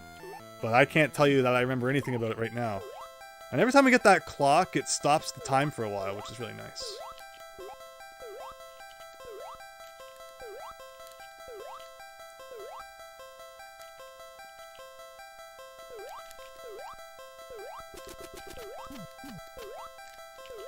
Of course that guy would jump right when I'm there. And I somehow dodged it. So we better beat the level on this try or else I'm never going to be able to do that again. Invisible blocks. Beautiful. Love those guys.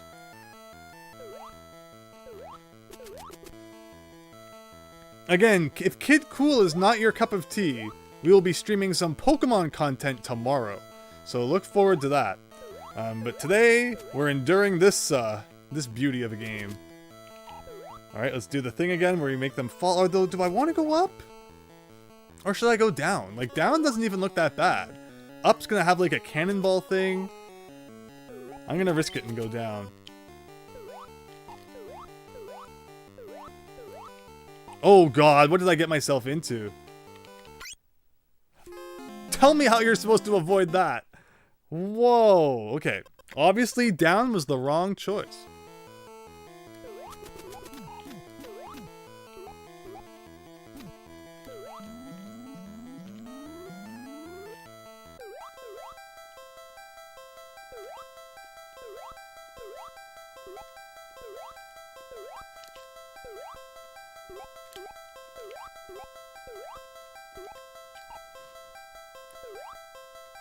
Whoa, okay, okay, okay. Alright, back here again, cool.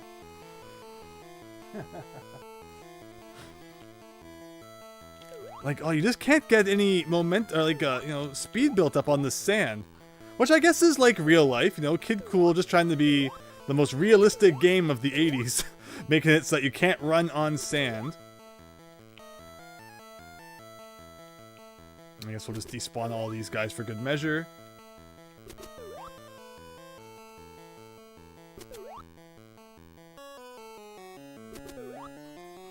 But again, I hope you're all having a great night.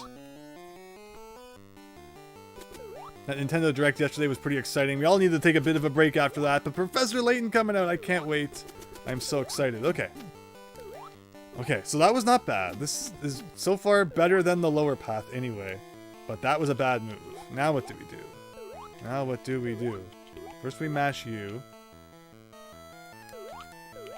Okay, okay. We're platforming. We are certainly platforming. That cannot be denied.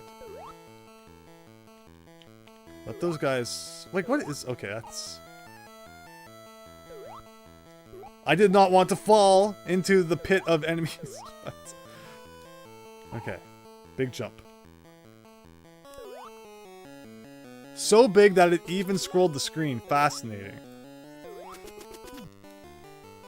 Okay.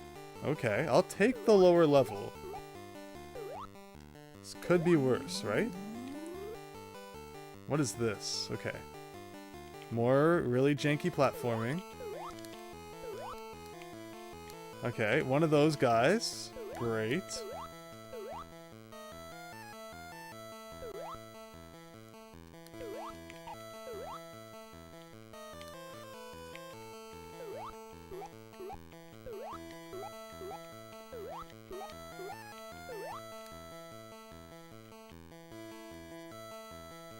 Whoa! That could have been a lot worse. That could have been way worse. That was not the worst level we've played today. Or I just got really lucky. One of those two. Alright, quick break while I rest my eyes here for a second and have a drink.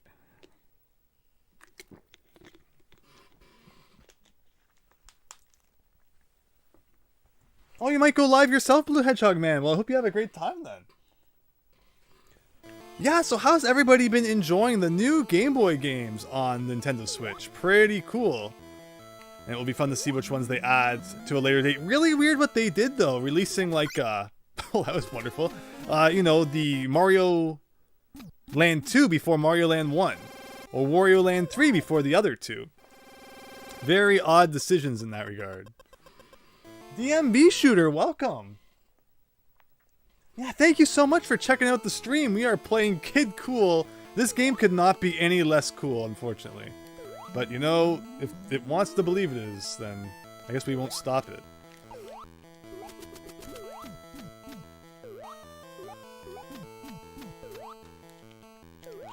Oh, and how are you supposed to know a guy's going to come paragliding in and land on you? That's pretty much the story of this game, DMB Shooter. Invisible Kaizo blocks that cause you to fall into holes. Wind that stops you from platforming properly. Blind jumps into pits that may or may not have death at the bottom. Very great all around. 10 out of 10. Triple S tier.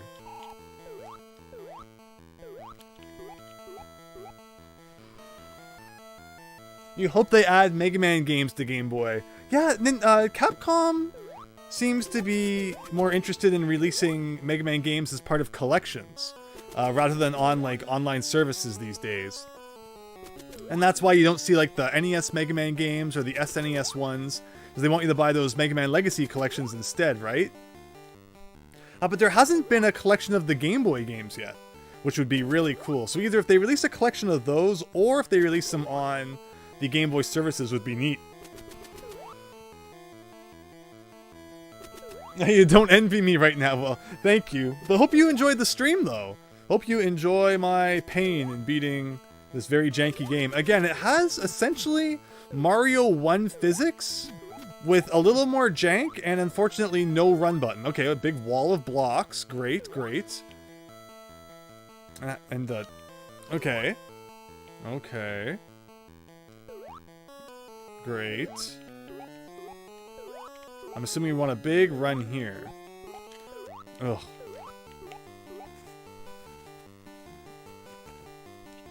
Oh, happy you're having fun. Again, thanks for stopping by. Oh, big jump. Oh, how was I supposed to know there was going to be a thing like that? And again, there is a way to attack if you pick up the fuzzy guy. But good luck ever finding him. And that wasn't even halfway through the level. There wasn't even a checkpoint for that. Wow.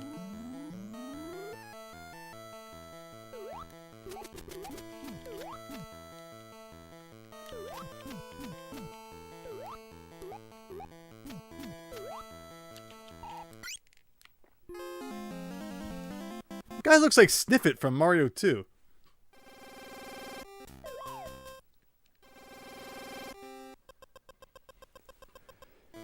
Right? Isn't it strange that they skipped right to Mario Land 2? It's really bizarre. And then like Wario Land 3. But there's nothing wrong with Wario Land 1 and 2, so why would you start with 3? And you know, the earlier Wario Land games or Mario Land 1 were not shown as games that they plan to release in the future, so it's almost like they're just ignoring those games, which is really concerning. That guy, man. Pokemon Trading Card Game is a really cool one, though. Pokemon Trading Card Game 2 is one of my all-time favorite games. Unfortunately, only released in Japan, but hey, if they even like release the first one on Switch Online, that's gonna be pretty neat. And doesn't that also confirm that maybe other Pokemon games will be on there at some point? Everybody was dissing my incredible theory. And yet each day it seems like more and more it could happen. I don't think there's any way we don't see Gen 1, 2, and maybe even Gen 3 now with Game Boy Advance being out there on the Switch at some point. Wow, that took me right into that guy. We got really lucky in 4-2, so I guess 4-3 has to make up for it by being a little more difficult. Still like this more than the underground levels, though.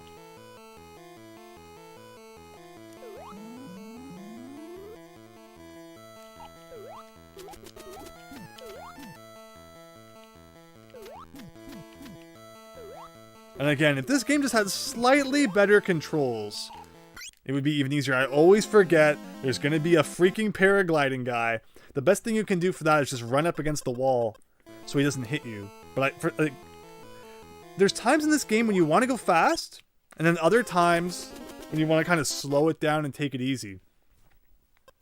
But finding the balance between those two things can be really tough.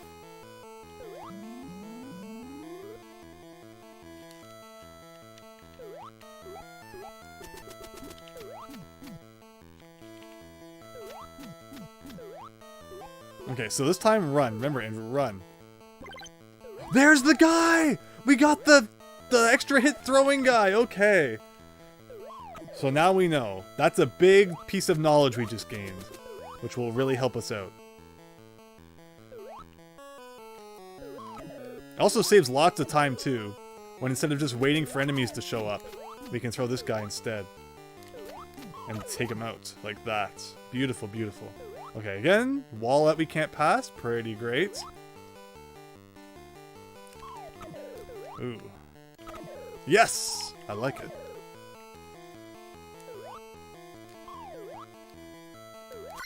Oh, and I didn't have him on my back, so he didn't protect me from a hit. Okay, remember though, we haven't been to that point in a while, so I kind of forgot how it went. But Snake Guy coming up. Got it.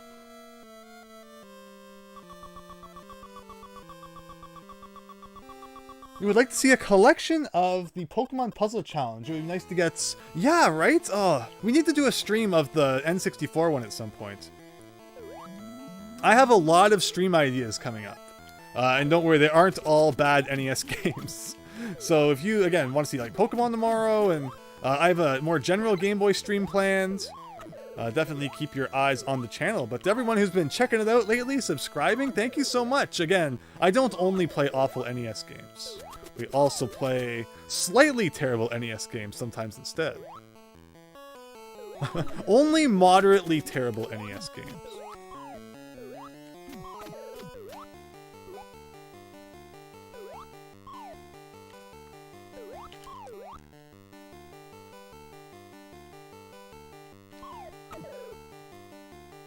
I love that, like, boomeranging effect. I wonder if there's anything good in this grass. Or it could be a bad item, too. Oh, an invincibility potion? Okay, well, we know about that now for future use.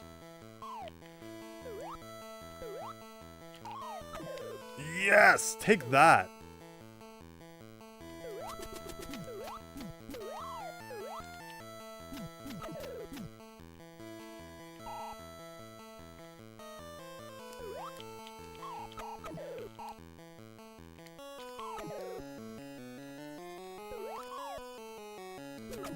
I like how even if the enemies walk into the fuzzy guy, they still get hurt.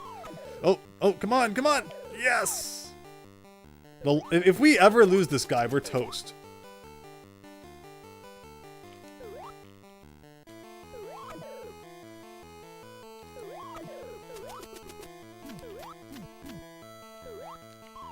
No, no, no, no, no, no! Oh my goodness, oh my goodness, oh my goodness! Okay, so you can jump on those guys and not get hurt. It would not be obvious from initially looking at them, but...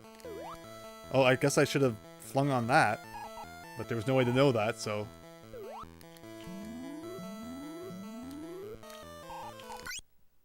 At least I only lose my hit, but... Still, that's not good. Please tell me the boss is coming up soon. Oh. Alright, we're back to this guy again. The first boss revisited, I guess. But the pump moves now. Okay. Interesting way to add a twist to a boss, I guess.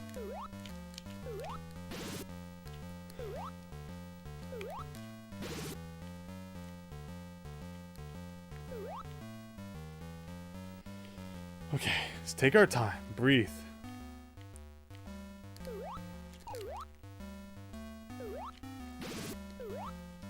The pump moving to the left isn't even that big of an obstacle. No! And they put an item at the end that adds a minute to your time. But okay, 4 worlds down in an hour and 16 minutes. Things could be worse. Things could be worse. I missed what you said about Mario Kart Super Circuit. Let me have a look.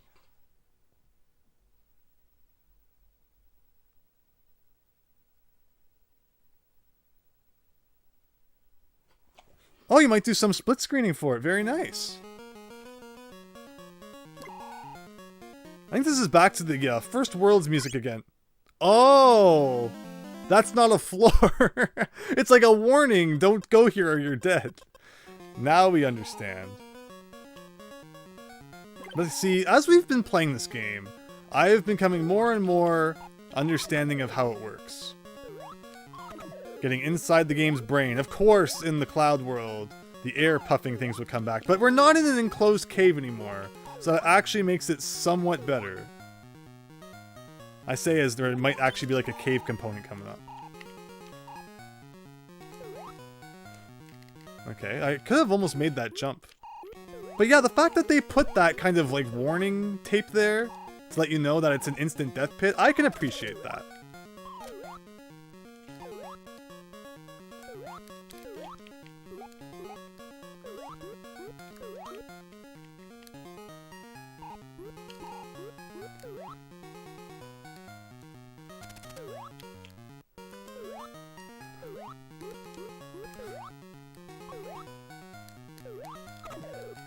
Okay.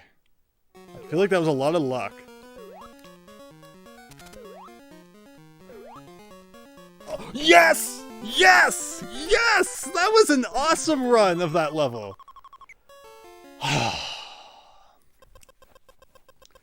Again, keep me out of the confined spaces, and I'm getting used to this game. Just don't put me back into no caves or anything like that, because that felt really bad. Why do you suddenly want to play Decap Attack? So what, is it, Decap Attack, like he throws his head like this, maybe? I'll have to check it out after, but... Ugh. Okay. Oh, but now I lost my dude, no! But 5-2 with an hour 18 on the clock. Is there gonna be a dude in this grass? Yes, there is. Fuzzy dude. How high can I go with this? Oh, very nice. Okay. Again, in a situation like this, it seems like taking the upper path makes the most sense.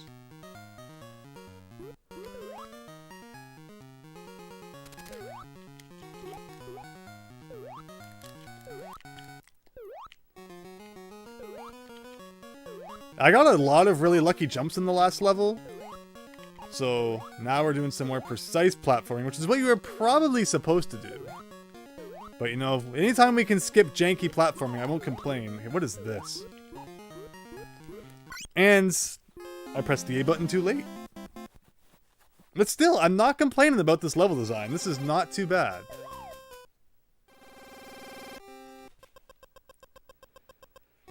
Okay, but we're back to the beginning of the level. Gotcha.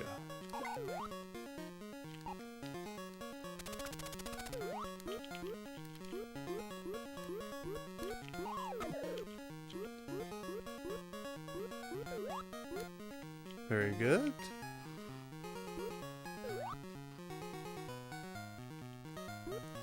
But I can appreciate that this game tries to kind of replicate a Mario 1 vibe. And you get all these different, like, you know, level themes that weren't in the OG Mario. I guess the only clouds you really see in the first Mario game are in the bonus rooms. And there's no tape here, so I guess I could fall without dying? Interesting. Interesting.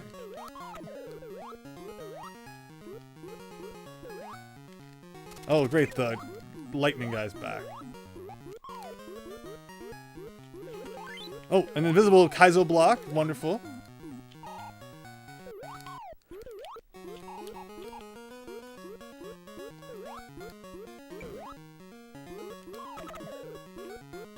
Is that it? Can that be the end of the level, please? No, of course not.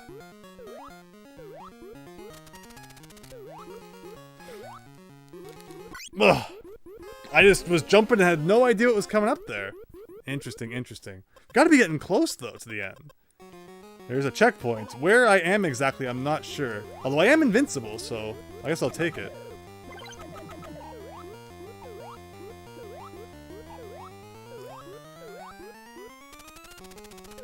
Oh.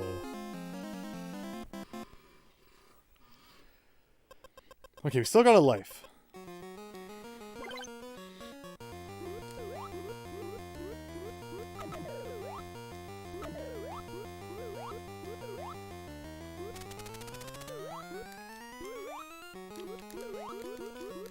Oh, shoot. Okay. I think we understand 5-do pretty well. I can't imagine World 5 taking too much longer. And that will just leave Worlds 6 and 7. Oh no! I forgot Fuzzy Dude! But yeah, to everyone who's just joining, welcome. Thanks for checking out the stream. This is an old, janky NES game called Kid Kool, and it is your job to tell me what you think is cool about it, because I'm not seeing it. But you know, coolness is in the eye of the beholder, as is said. So perhaps, you know, you're looking at this and you're like, wow, that is the man I aspire to be. Otherwise, though, it's just pretty jank. I don't think this game was, it was not called Kid Kool in Japan. From the brief thing that I did see about it before playing it, it was, I think, a completely different branding.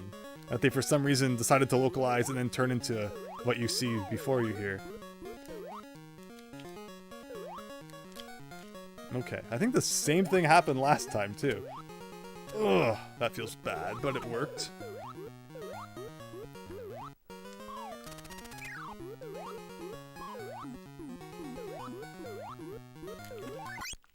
Ugh.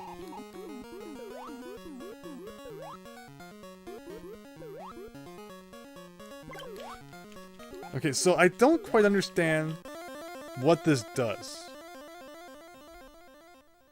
I'm gonna refer to the manual for confirmation.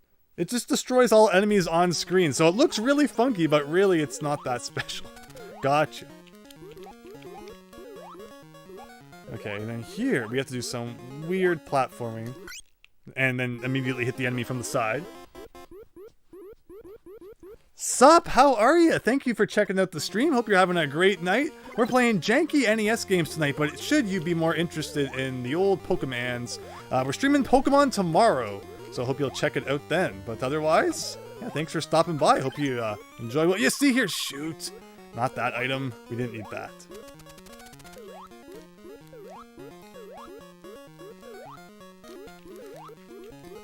Okay, we've never been this far before.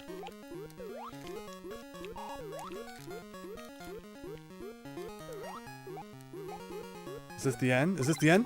1 minute down, 1 minute down! Yes! Oh! And that is 5-2 of Kid Kool. 5-3 plus worlds 6 and 7, so maybe 7 levels left? Again, I cannot confirm to you just how long this game actually is, and it looks like somewhere along the way we picked up Red Dude, so welcome. Again, I will never stop reiterating the fact that this is still way better than the cave world. Being able to jump without constantly smashing your head on everything is a good feeling.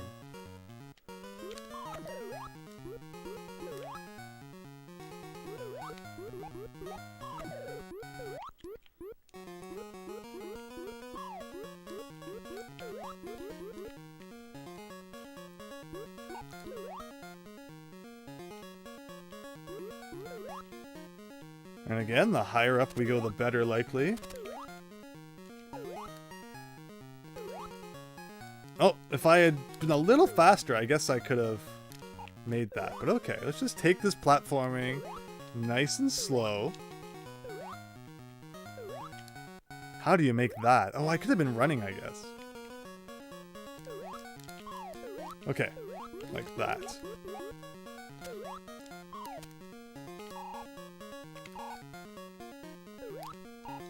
Something like that.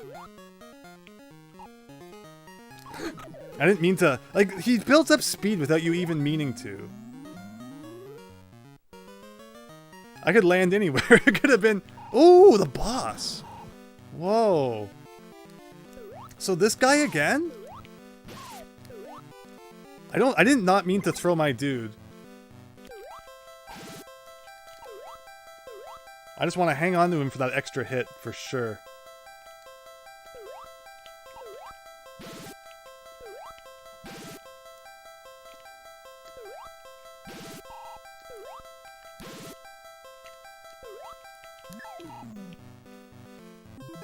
There you go. World 5 was not that bad, and that was the time down, I think. And an extra life. Oh, World 5 down, everybody. 2 to go. Oh, what will World 6 be? I think it's the same graphics from World 1 again, which, you know what? Fair enough. If World 6 wants to be like World 1, I won't complain.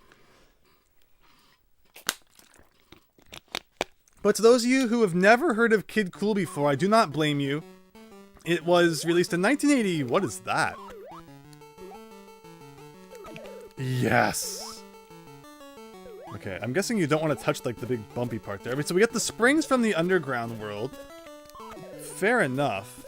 But still, at least it's not as bad as it was when they were underground. Where am I going here? What do I do? Oh! Oh, what? I was not... So that's not how I was expecting those to work in the slightest. But it's kinda cool, I'll admit.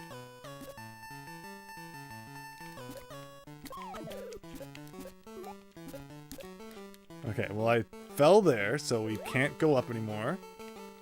Which I don't know if there's any benefit to that anyway.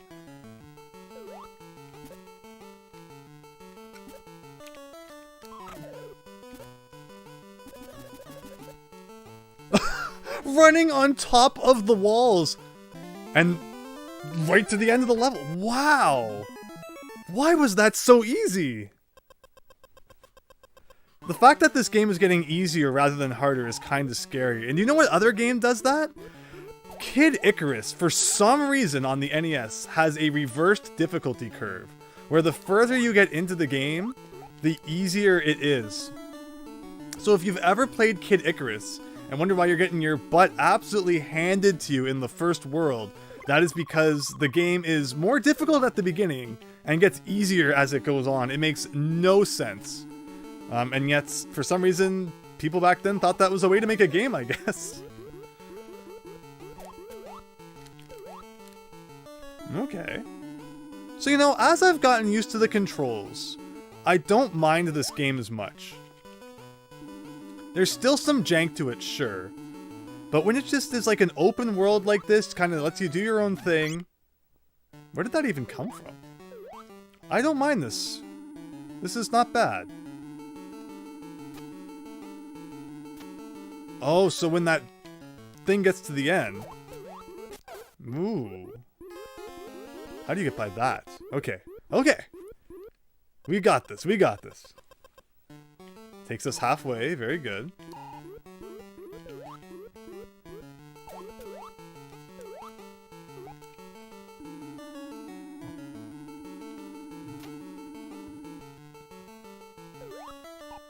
So you can't go back. I was wondering if we could go back and like get on top of that platform, but I'm not sure we can then. Okay. So that can... Oh! Platforming shenanigans caused us to mess that one up. So I think we're on 6-3, or are we on 6-2?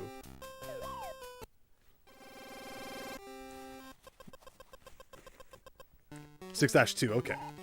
So we're getting closer though to the end. It could be coming up. Again, if there's 7 worlds, we're really not that far. Again, if. Retro games always seem to have 8, so anytime I see a game say that there's less than 8 worlds, I'm always weary. I'm like, maybe there's like a secret one or something that the instruction manual doesn't tell you about. It's really interesting how open NES instruction manuals and such are about just how many levels there are in a game. Or like the back of the box will be like, there's 10 levels for you to explore. So they really wanted you to know for some reason before you played a game just how long it was going to be. But okay. Like, I guess they figured that 10 levels was a lot, which it, you know, depending on the game, I guess.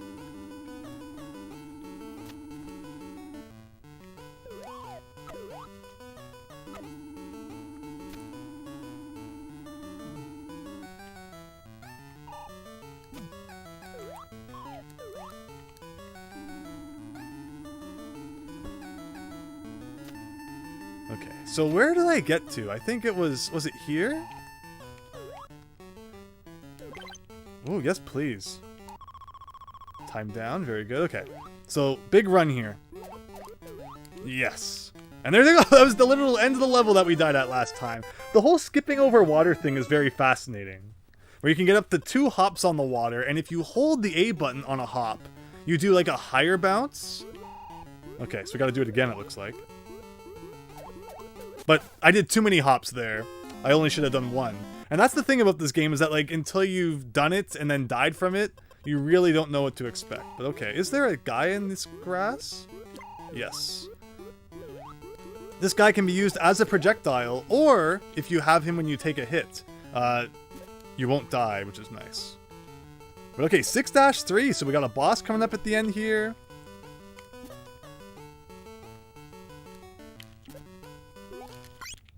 Okay, so we took a hit, lost our guy.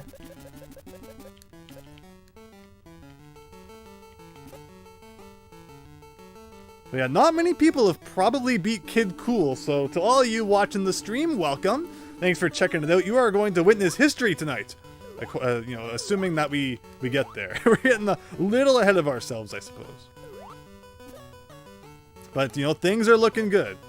That's all I can say. Well, if I had my projectile guy, That'd be really nice for right now. But unfortunately, you kind of just have to jump in here and do some awkward bouncing on all these guys. Yeah, that was obviously going to happen. But okay, let's get our projectile guy back. And let's try that again. Oh, I need projectile guy, man. There you go. I also have 1 life left. Part of me just wants to, like, get game over so I can get back to 3 lives. So I'm going to pretend that was intentional. Because when you have as many continues as you want, it's like, let's just, you know, cut the fodder and get right back to that 3 lives. So at least if we get a checkpoint, you know, it doesn't send us back to the beginning of the level.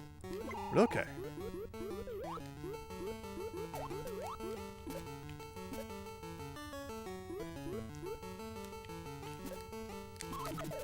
See, that's what we want for that later part.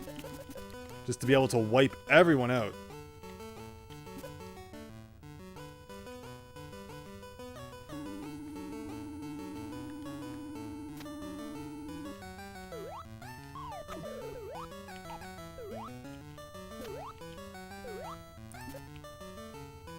There we go. That's a satisfying feeling. It's just like, get out of here, everyone. Okay.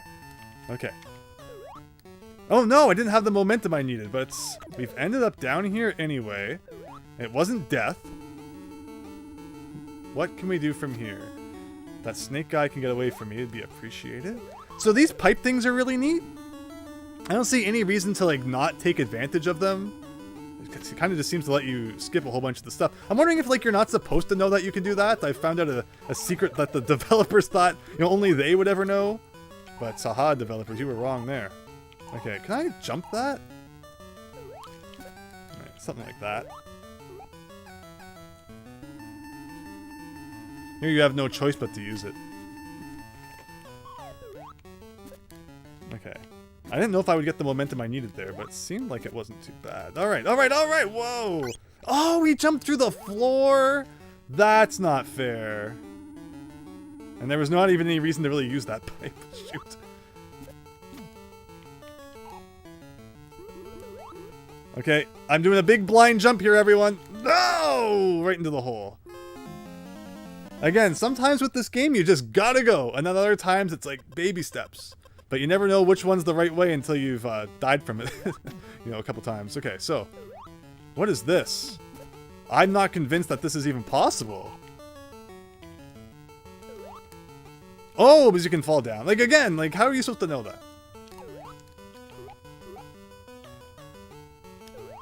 One of these pieces of grass has to have something in it, right?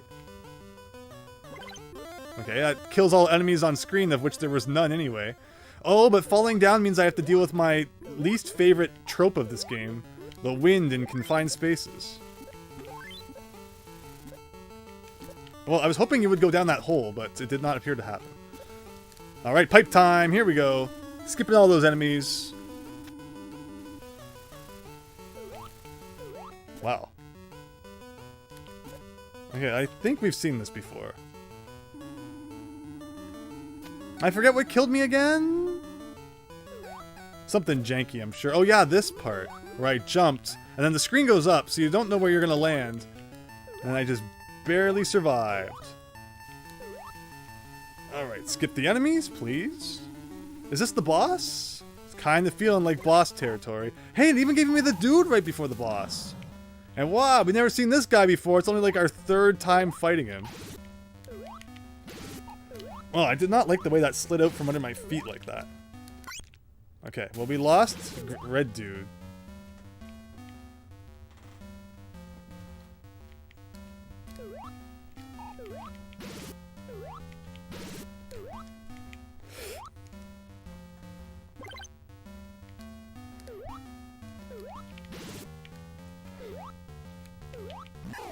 Okay. I think we did it. Yeah, jump over that. World 6 down! Ugh. One more chance. This is nearly impossible. I'm convinced. Like, not even close. Okay, World 7. Will it be the last world? It sounds pretty evil, so it could be. It looks like a mix of like cave world and outdoor world. The more outdoors and not cave it is, the better, I guess.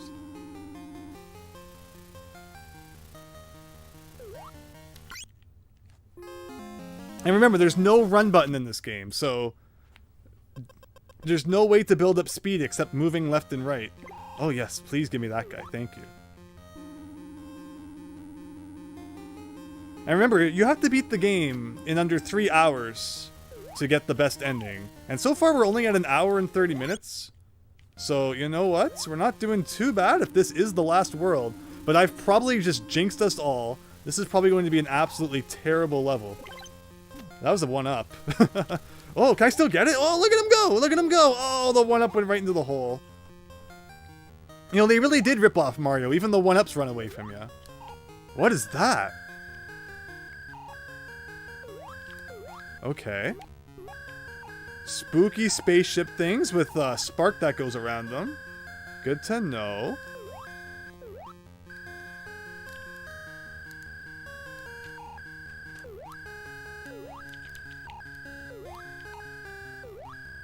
I love the music in this world, though. Like, what a change from what we've experienced before. I'm gonna let those guys come down here and disappear.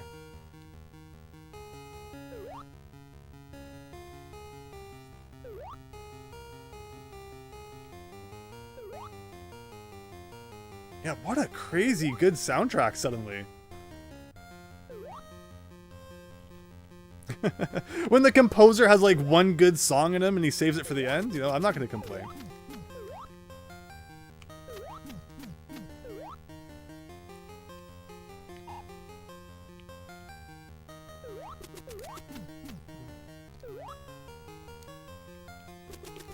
Oh, I pressed jump, but I guess just clipping the corner of the platform wasn't enough to get grounded.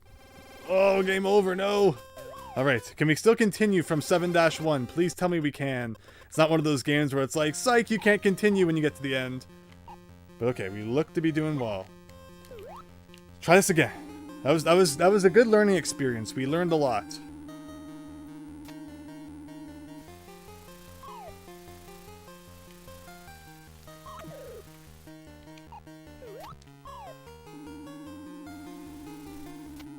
So last time, I made the silly mistake of going to the right there, and we got stuck. Oh yeah, but then we fell down, and it wasn't actually death. So there was actually a 1-up in that grass, but we don't need 1-ups, really. As long as you can continue as much as you want. 1-ups are just good from being able to continue from our checkpoint, but even that is only helpful to a point. And I jumped there. What? Oh, because he wasn't on my back. There is a weird physics thing happening with those UFO things, where sometimes you press A on top of them and you don't jump. I'm guessing it's because of the slope or something, probably. It's not registering that you're on the ground, so when you press the A button, nothing happens. Definitely the kind of jank I would expect from this game.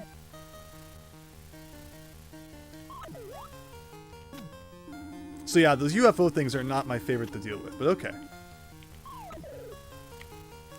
Uh-oh. Oh, I pressed B to shoot the guy, he dodged the attack, and I pressed down to go into the pipe, and I wasn't perfectly aligned with it, and he didn't go in. But alright, come on, 1.5 hours to beat this world, let's do it.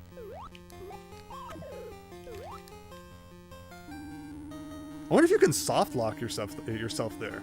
If you scroll the screen too far to not be able to get into the pipe, and then there's no enemies to come get you. I could imagine that happening.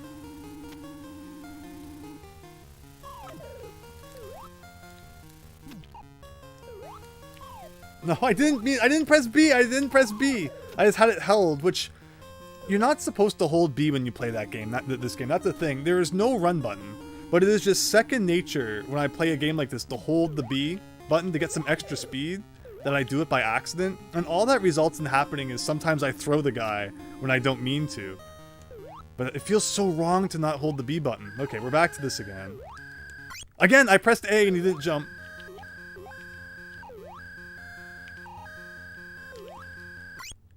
And I pressed A again. Ugh. Like, there's one thing, you know, dying because you played poorly. And there's another thing when like those diamond things are not programmed correctly. You can even see the enemies don't interact with them right. But okay. We got it this time. I think we've gained all the knowledge we need to pull off a winning run here.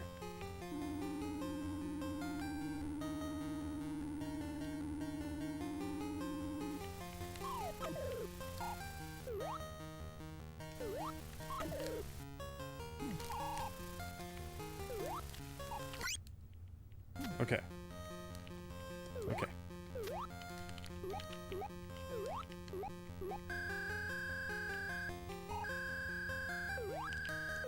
Okay. Just take our time here. See how those guys even like fall through the slope? It's like it doesn't even actually exist.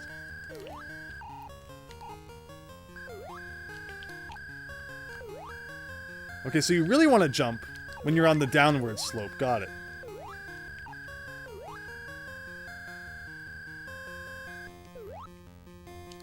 Alright, we'll make these guys fall again.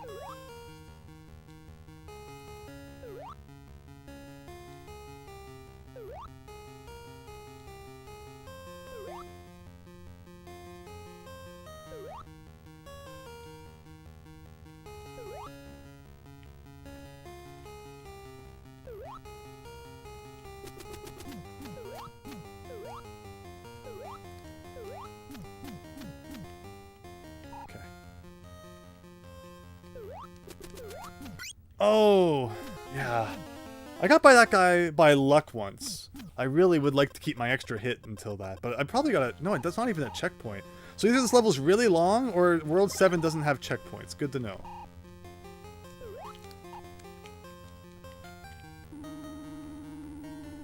Alright, an hour and 37 minutes. Still have an hour and 23 minutes to beat the game to get the best ending.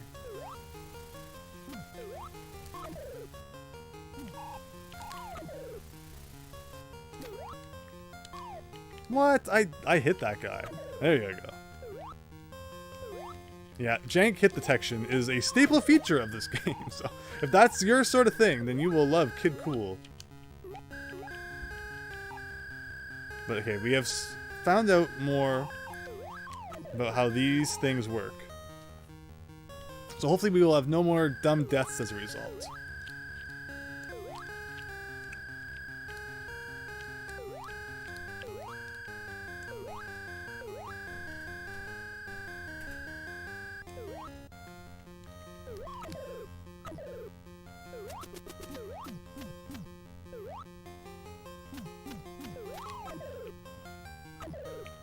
So that... Yeah, jumped over him. Good. Okay, this is the farthest we've gotten. I fell into that pit of spikes last time I did that jump. Ugh. Dodged both times. Okay. Let's wait. Good. Let's take this platforming very carefully.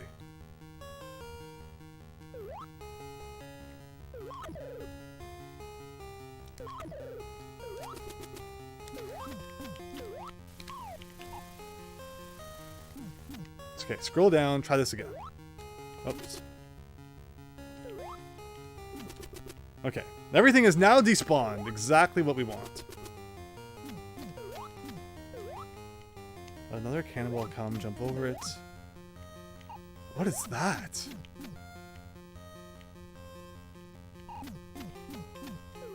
that like an enemy? Okay, you can stand on it, which is good to know. Oh, and then there's Kaizo block above, which I had no way of seeing.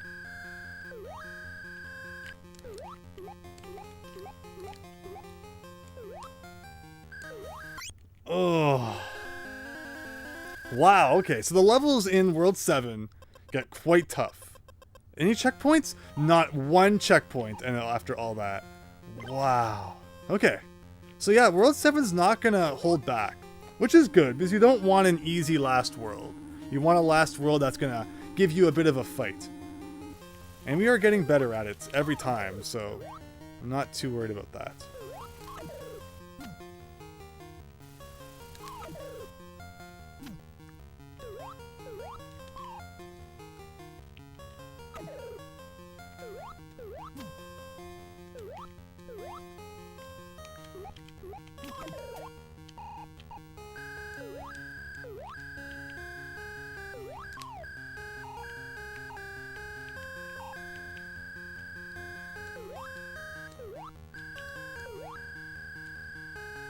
Oh no! Again, how are you supposed to know what's below you? But alright, alright.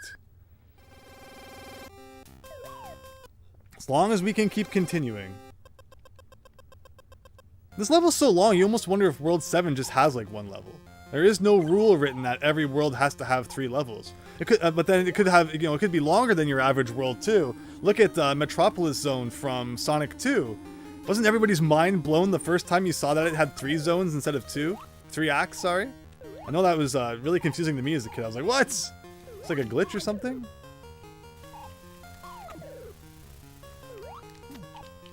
I'm stuck, I'm stuck! He does this really dumb thing where if you walk off an edge, he's like does this comedic Wile E. Coyote stuck in the air sort of thing, and all that does is cause you problems. Like, I don't know if it's supposed to be funny or what, but it's not. Okay, let's get our game face on though. This time we can do it.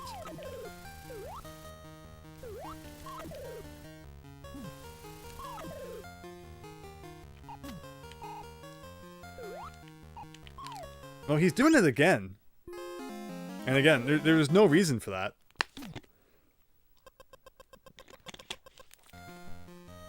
Just basically, if you run off an edge, the game for some reason thinks it should do that, but it doesn't really make any sense why.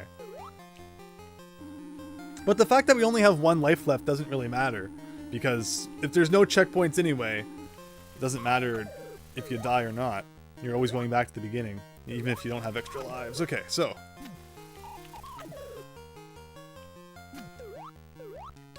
Oh, I always do this. I throw that guy, and then I get hit by the worm thing after. Okay.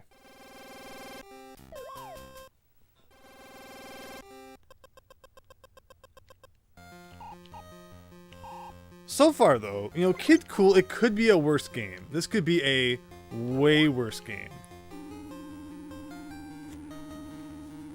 And with a few improvements, it could be a lot better. I would bet there's probably someone out there who's just like ROM hacked it to not feel so janky. So to anyone who does think that this game is moderately interesting, I would look up the possibility of something like that existing. Okay, so what I'm going to do is I'm going to come back here. There you go. That's all you have to do for this part. It was not that hard.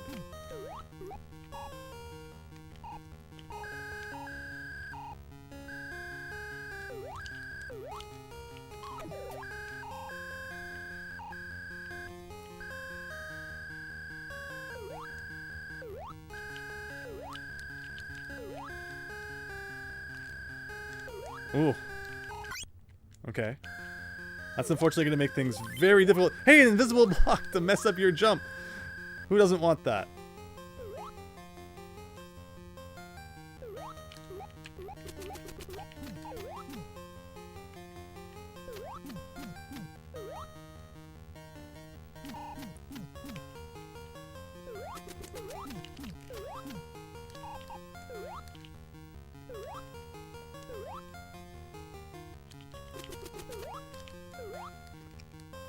Am I gonna make it? Oh, I just barely made it. Okay. Now to do the thing that gives everybody a headache is just like scroll the screen up and down a couple times to make all these guys despawn. I apologize for your headaches.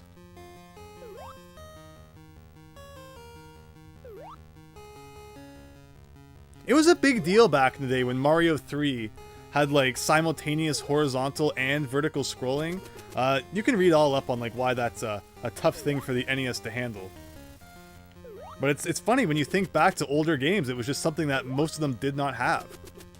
It would always have to do this like screen scrolling thing here.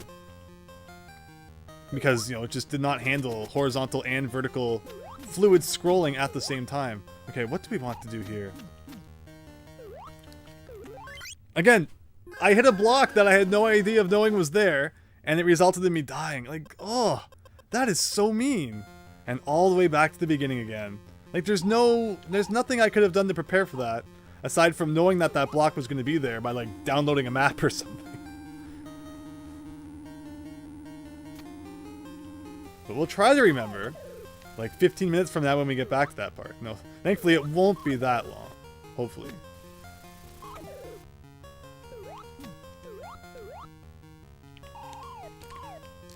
I threw it to the right, but I guess he threw it to the left by accident. No. So this, everyone, looks to be the last world of Kid Kool. And if you don't know what Kid Kool is, good, because you don't want to know. This game has not been great. It looks like it tries to emulate the gameplay style of Mario with adding its own twist in. Unfortunately, they kind of botched the physics and the controls to the point where it's not quite to Mario standard. I can appreciate some of the things it does, and I've played worse NES games. But, oh no. Okay. We got lucky. Which, you know, I'll take it.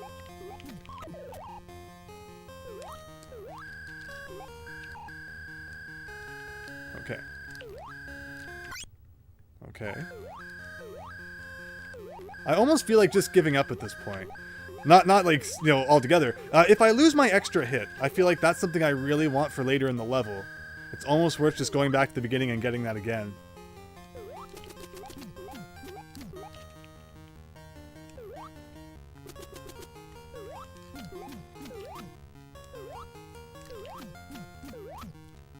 But we'll see, we'll see. I'll be a little more reckless, since I don't have my extra hit anyway. And that's actually been working out for us in that couple seconds there. Okay, interesting. So we're coming up to that Kaizo block again. No, this is the headache zone. I need to give everyone a headache again when we get despawn these red guys. PlayStation 3, I loved the PlayStation 3. It was a great console. So I got the Wii on launch day. I waited outside all night, November 19th, 2006. It was a Saturday night, came out on a Sunday morning. I waited. I was first in line at Walmart for the Wii, and had such a blast with it. But then, you know, it's like, it had a really good launch, and then there was a really big point in the middle where it's, you know, nothing all that notable was coming out. So I said, you know what, everyone's enjoying these next-gen consoles, and a lot of my friends had an Xbox 360. And I had hemmed and hawed a lot about getting one of those so I could play all the online games with them that they were playing. But the one thing that stopped me from doing that was that every single person I knew who had an Xbox 360 had also experienced a red ring at one point, and had to ship their console to Microsoft and, you know, deal with all that. And that just deterred me. I was like, I really don't want to have to deal with that. So I had held off long enough that finally the PS3 was no longer the joke it kind of was when it came out for like $699 or whatever the joke was. You know, the PS3 was finally starting to get some games. The price point was going down a little bit. Unfortunately, what that meant was the model I bought was the first one after they removed PS2 compatibility. So that kind of sucked. But still, I ended up getting a PS3. I was the first of all of my friends to do it. And they were like, that's kind of weird you're getting a PS3. And then within like a year or so later, they all had PS3s too, because for whatever reason, the Xbox had the 360 had a really strong start that generation. Likely because it came out, you know, a whole year before the Wii and Xbox 3 and PS3. But once the PS3 started picking up steam, it's amazing how many people kind of moved over to the PS3 from the 360. And I feel like Xbox has never quite picked up the steam again it had during that brief moment in time when it was like the champion console for a while there. I mean, aside from the Wii, obviously we all know that the Wii, you know, owns that generation. But I'm just going to take the death on that one. But the 360 was a really special console for a time. And from what I played of it, going over to friends' houses and such, you know, obviously I own my own now and have played a bit of 360. I really want to play Banjo-Kazooie and Nuts and Bolts to see if, you know, the ragging that it gets is deserved. But I have such fond memories of playing the 360 back then. You know, with like the whole Blades dashboard, that was my favorite. That to me is like pure nostalgia. Even though I never owned a 360 during that era, just going over to all my friends' houses and playing 360 and seeing that, it was great. But okay. But ultimately though, like I said, I did get a PS3 for myself. And so yes, I do love the PS3. PS3 is great.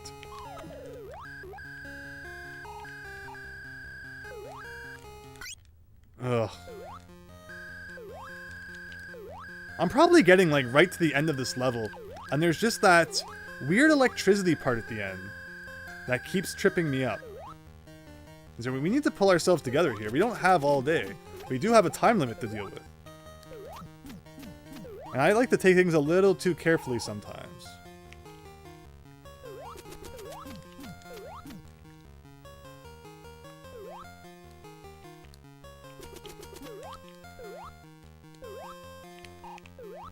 Like I can pretty consistently get back here. I just wish I could do it with my hit intact, my extra hit.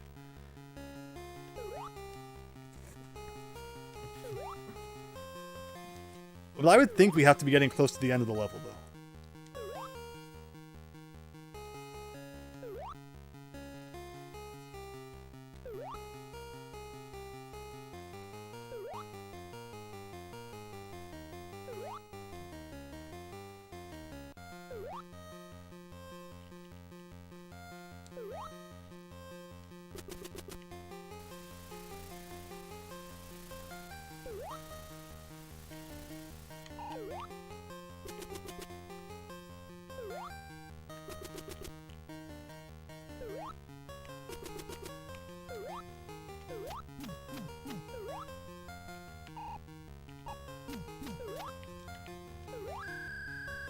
Look how fast those go.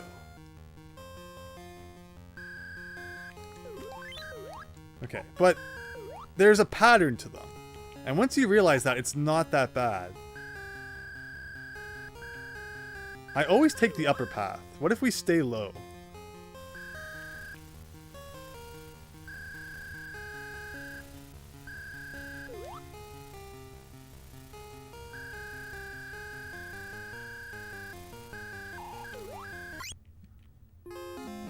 No better with in terms of those guys, but I think we've got it. I think we have understood now all the different elements of the level, and putting them together, we should be able to get a winning run out of this.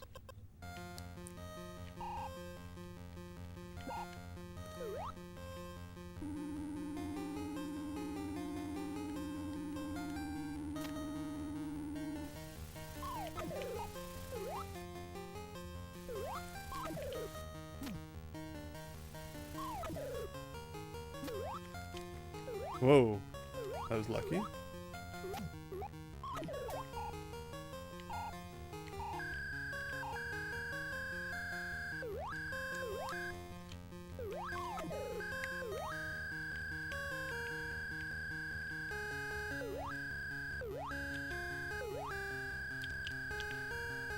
I've made that mistake before, and I always want to go for it because it's like, what if I can make the jump and then not go down to the lower part? But every time, you just fall right down that gap where there's nothing to land on. And I don't learn my lesson in that regard, but okay. Let's not do that again. Oh, and every time this is wasting precious seconds. Don't forget, we need to beat the game within 3 hours. And we're still doing okay in that regard, but we gotta pick it up a little here.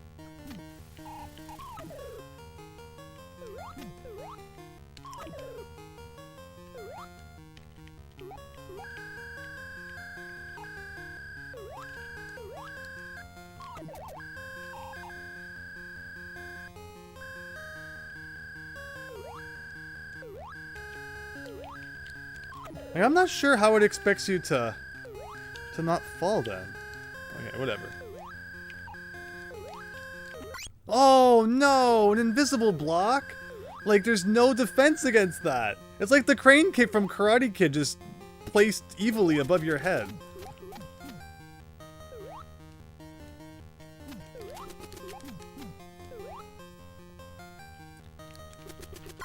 Oh, okay. That's okay. Get that extra hit and we'll be good. Again, being able to take the red fuzzy guy later into the level and using him as a projectile, that would be the key to victory for sure. Because they really don't give you another one later on too. It's like, you gotta use this one. And if you lose him, then you're done.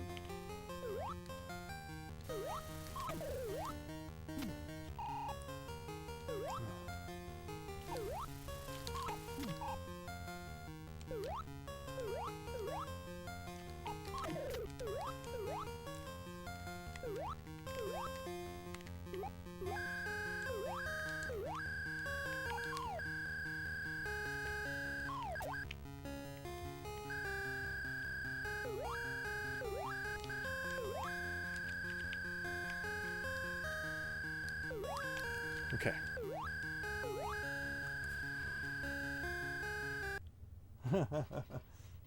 Rotten Apple, you love PS4.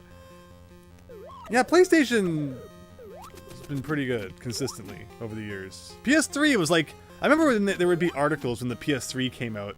People would be like, is this the end of the PlayStation brand? Thinking that PS3 had, you know, kind of ruined the PlayStation name. But no, of course not.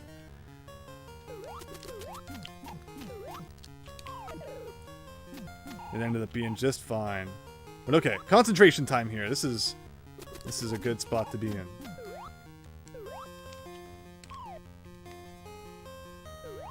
Oh.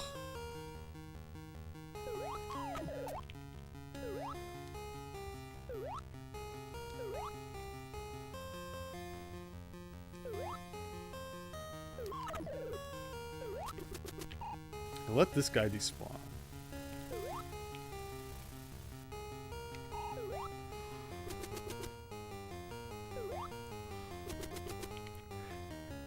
Yeah, PS4 was cool, but you know what? I don't hear that many people talking about the PS5. Are they still hard to get your hands on? I have a story about PS5 I'll tell once I'm done here.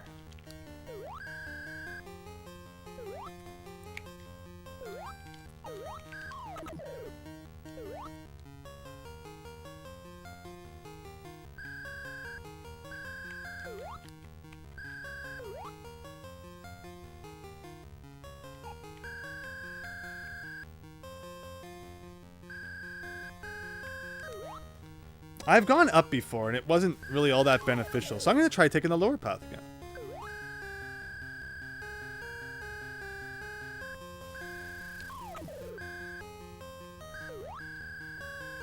Okay, so the problem with the lower path is you have to make an awkward jump here. Got it. Oh, okay. Upper path next time, I guess. So, when it comes to the PS5... I've been a lot of places where I've seen people taking them back. I've been to GameStop and seen someone returning a PS5. I've been to Best Buy and seen someone returning a PS5. What is it with people returning PlayStation 5s? Do they do a thing where like they buy it, play it for the weekend, and then take it back or something? Like, is that possible? It's like they don't want to pay for it? I'm curious. Because I don't remember seeing people bring back that many consoles before. But yeah, it's been a common thing. Just to see people taking PS5s back. And it kind of surprises you, because it's like, well, if it's supposed to be so rare, why is everyone taking it back? It's just a glorified PS4. Rotten Apple. Yeah, I can see that. It's funny because a lot of games that come out for PS5 still get PS4 versions, right? Okay, come on. We can do this.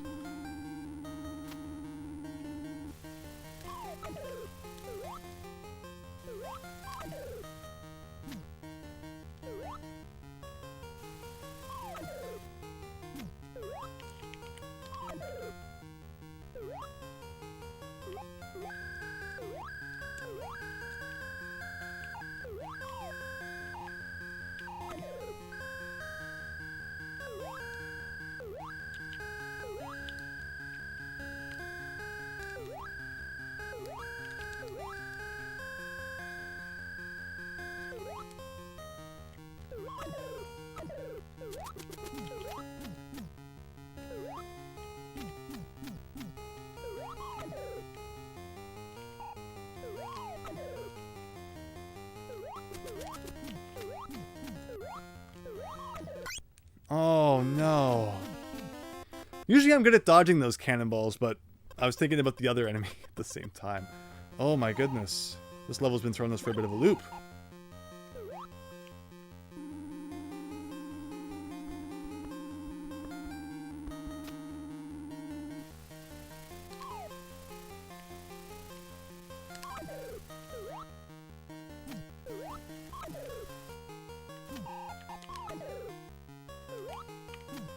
When really, it's not that hard. I've just been making dumb mistakes.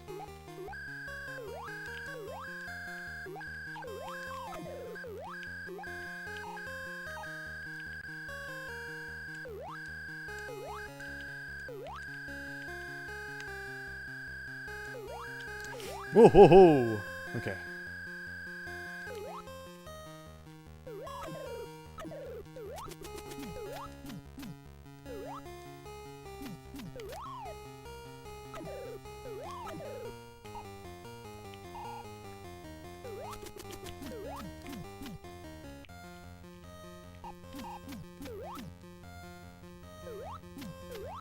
Is he gone? Did he despawn? He did too. Wow. Alright, we're getting back to the later part of the level with the extra hit. And I guess we're taking the upper path this time, so we hopefully don't have to do any awkward jumping.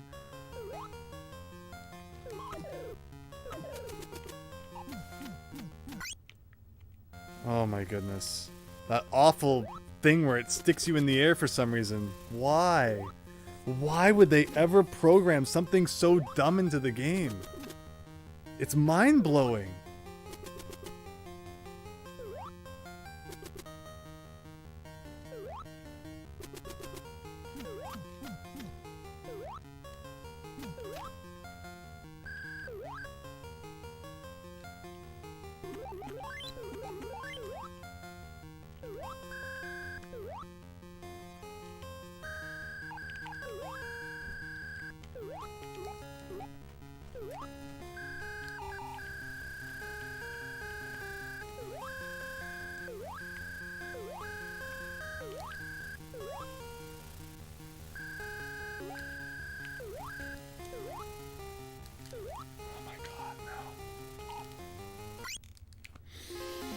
That has to be the end. That has to be the end, too. I wonder if there will be just like a boss at the end of this level, or if there is a 7-2. But that's the end, man. That was the end.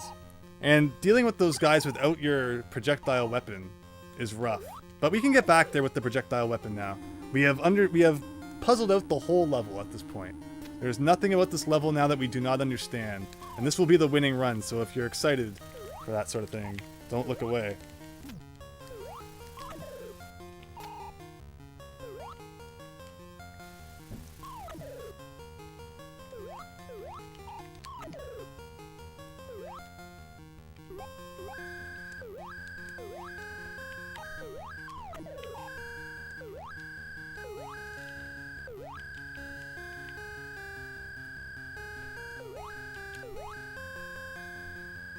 And if we can beat this level on this run, we'll still have 2 hours for anything that might come after, which is good.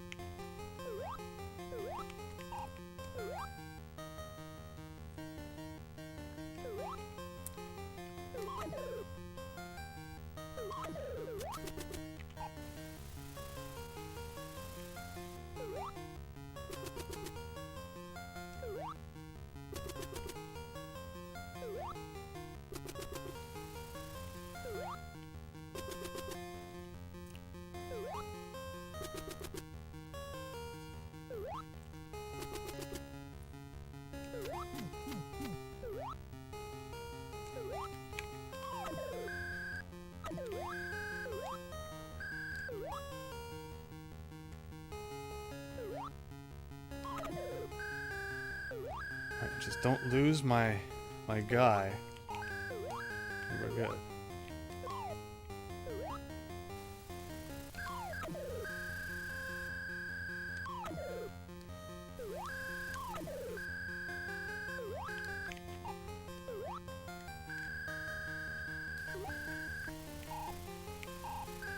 No! End! Okay. I'm guessing not like the end of the game, but end of the level finally, everyone. That gives us an hour to deal with, I guess, 2 more levels. Okay, we fell down already. Oh, at least something different finally. But, you know, I feel like we've learned a lot about World 7 from that level. Hopefully we can put the pieces together and not have as much difficulty here. Is this going to be a hit? Maybe not.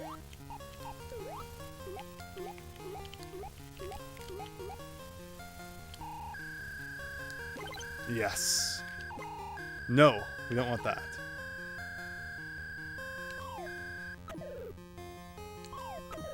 Okay, but we at least know that there is a hit to be found now. You can go up. Going up sounds good.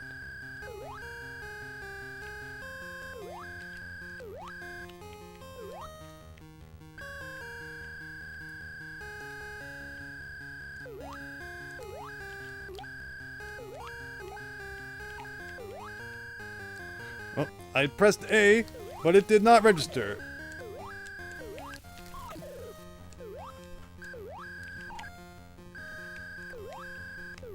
Where am I going?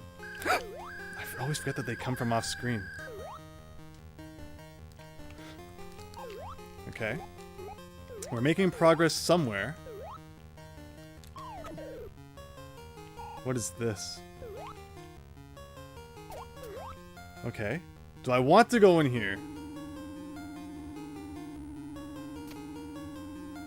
As long as we can... Oh. Okay. Okay, we did it. I knew he was going to come back. Okay. Uh-oh. Okay. Oh, no. We didn't quite make it. Oh, no! Just didn't have the speed to get a good enough jump. 7-3. I wish it was 7-3. I really do.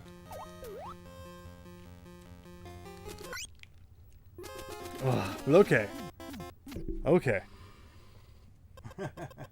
Kick the pumpkin. Welcome. Thanks for stopping by the stream. I didn't check the chat for a minute there because, wow, things have been getting intense. And of course, no checkpoints in this world, so you gotta do what you gotta do, but wow. Yeah, thank you all for sticking around. This has been an intense game. But I think we're finally approaching the end, and we still have some leeway to get that good ending. I don't want that. Okay, so let's just repeat what we did last time, but do it better.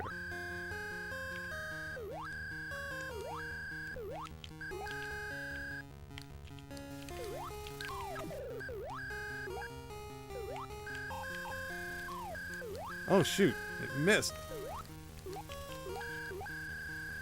Works, I guess. Okay. Oh, I almost made that whole jump. Not too bad, okay.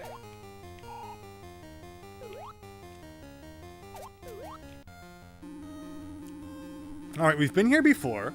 This isn't too bad. I think I already like this level a bit more than the last level, but the enemy might come from off screen, right? Yes, oh no. That's not fair! How could he dodge both those shots?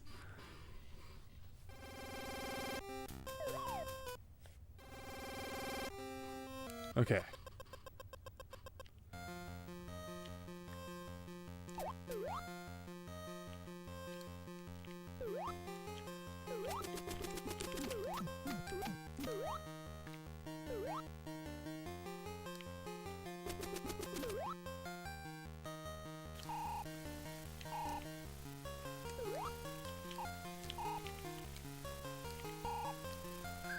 At least they give you a hit. That's nice of this game. They give you that extra hit there, but okay.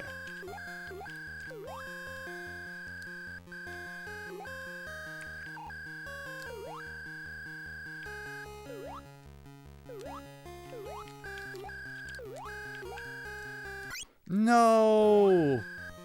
Wow. So you can't get hurt when the spark is right up against the side. Good to know.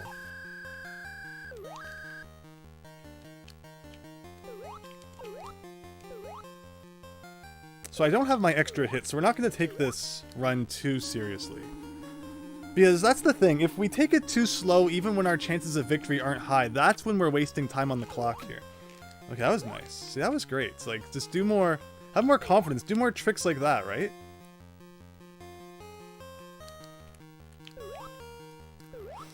Oh, okay. So actually, this is a new record, I think.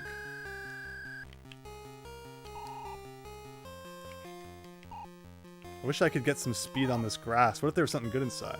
Or it could suck. There's really no way of knowing. And knowing this game, it probably is something that sucks. And hey, there's a guy who I had no way to dodge.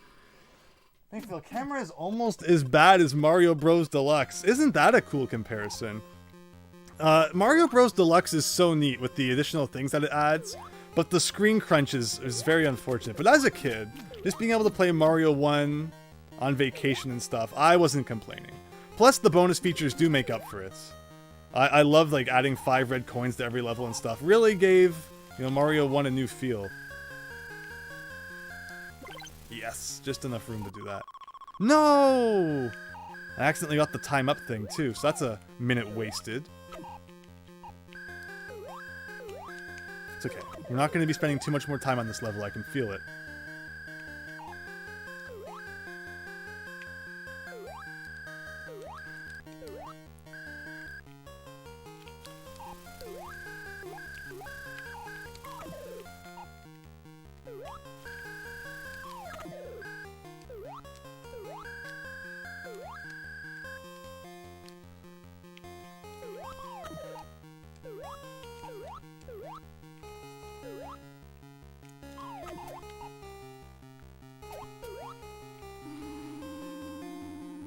You versus Boo? Yeah, that would be great.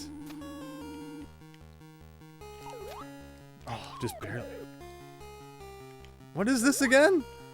I always forget what the game wants from me here. Oh, okay. Is it gonna shoot me to the upper level? That would be... Whoa, okay. I don't think we've ever taken the upper level, so let's see if we can stay up here. I'm gonna jump over those springs because why wouldn't I?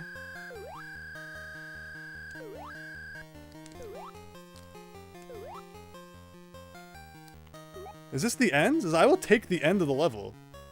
No, it's not even.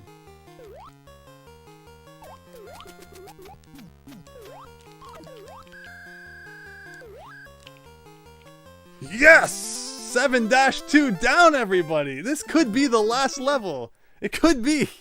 Or it could not be. But let's not think negative thoughts right now. I guess, leap of faith, here we go.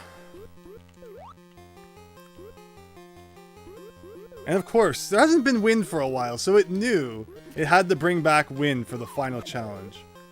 And I don't see any grass around, so if we lose our red dude, we might never get him back, so let's not lose him. And we get, you know, what is it, like 54 minutes? Oh, whoa! I will take that! Thank you very much! Finding ways to cheat when I'm not even trying to. You know, when we played Karnov, I think that was the last NES game I beat on stream, we beat the final level on our first try. Which is kind of odd. So, you know, if we did that again, do you think I would complain? I don't think so. So there's like a tuft of grass, but let's just avoid that.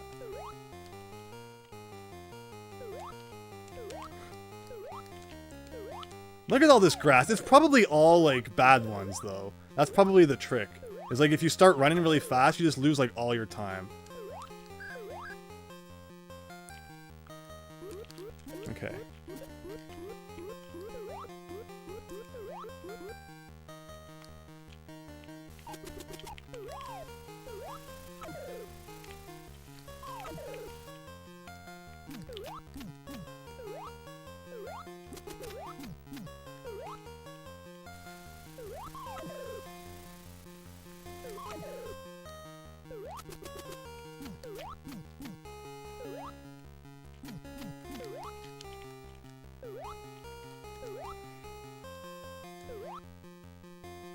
Whoa.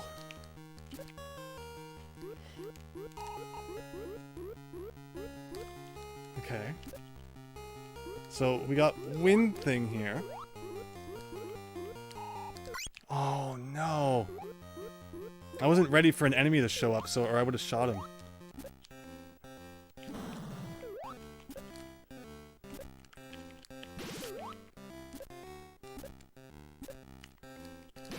No! I'm on top of his head! How can you hurt me? Oh, well, we made it to the boss on our first try anyway. But I did have the assistance of Red Guy. I'm afraid of now what it's going to be like without Red Guy.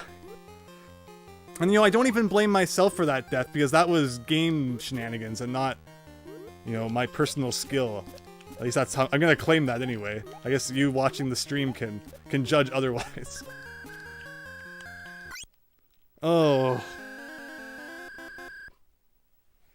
You'd be rocking this one with the Game Genie? No, I don't blame you. Please start me at 7-3, not 7-1. Oh, okay. So at least we can start from 7-3. Yeah, Game Genie. What kind of Game Genie cheats would you use? I guess like you know, no damage, right? That's kind of the obvious one. Moon jump. Moon jump I always enjoyed using in like Mario 3, where just every time you press the A button, even if you're in the air, you get the jump, so you can just like jump through whole levels. I enjoyed using that back in the day. Okay, so the beginning here, very easy. This first alcove without red guy is unfortunately a little bit tough, but you know, not that bad. Can I do my secret ceiling glitch again? Yes, I can.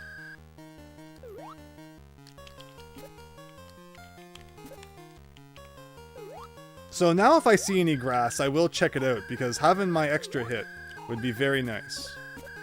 But we also really don't want to get any time downs, because we have about 50 minutes to beat this and still get the good ending.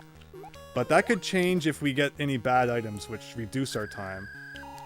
Like, can I do anything about this? Well, that reduced our time by a minute.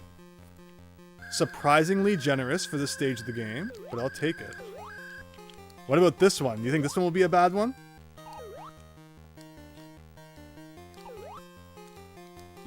No, it was the guy, but now we know for future playthroughs, we can get the guy from that grass. See, those are the bad ones. I called that. Okay, but we have learned a lot, and that's the important thing. And that... But okay, red guy. We can get the red guy. Red guy does exist in the last level. Because think about, like, Mario 1. There's no power-ups in 8-1. There are in 8-2 and 8-3, and then no power-ups again in 8-4. So it was a very retro game thing. So, you know, they give you these power-ups all throughout the game which help you. And then suddenly when you get to the last world, it's just like, nope, you're not going to have those to help. Adventure Island is horrible in that regard. Oh, no.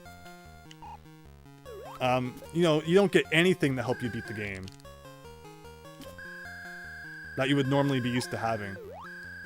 Ugh.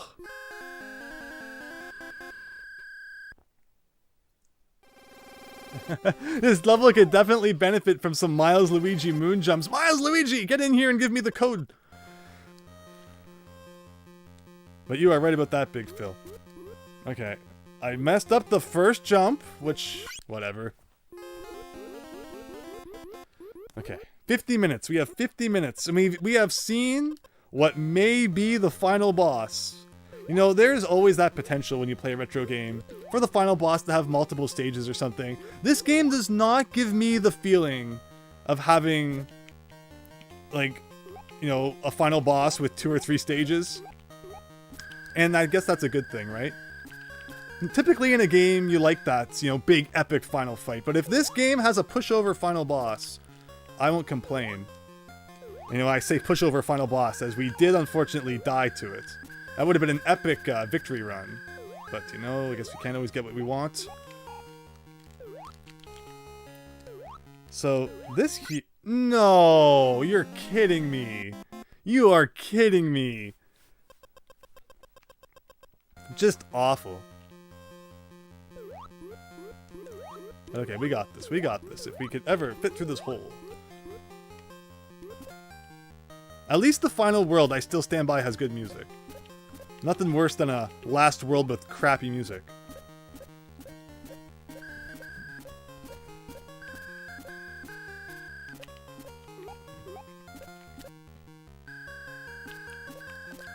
I love this ceiling thing. It was probably never intended, and yet I love it.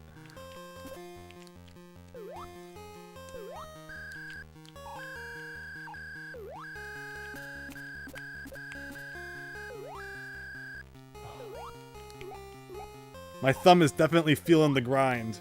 It definitely will be happy when we are done here. And this will reduce our time by a minute if we can get it. I would love to get it.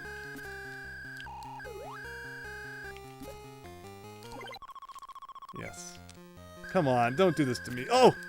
Okay, well, maybe I can still get up there?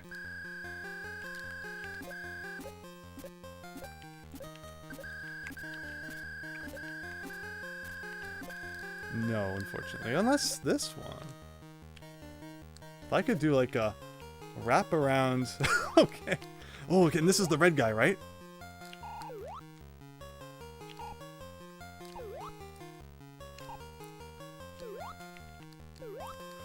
Oh no. Well, that was not in any way what we wanted to do. So no extra hit. I guess we're going to be trying to beat this without that.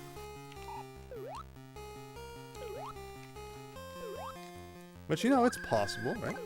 Oh, okay. I'll take it. You never know what's in any of these, too. Maybe they aren't all bad, but they probably are. No, like, see, that's the bad one, so we don't want to touch that.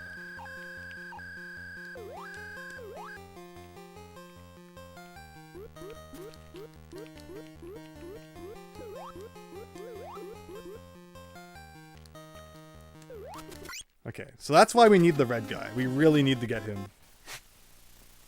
Having that projectile is so important. Oh, we are so close.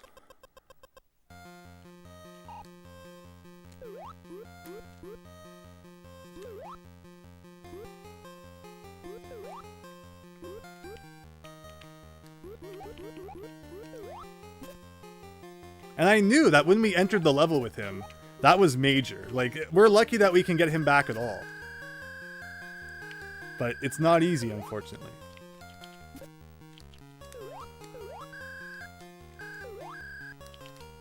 Okay. Oh, shoot, I kind of messed that up, but not really. No. Okay, but can I get up here, actually? Yes, I can.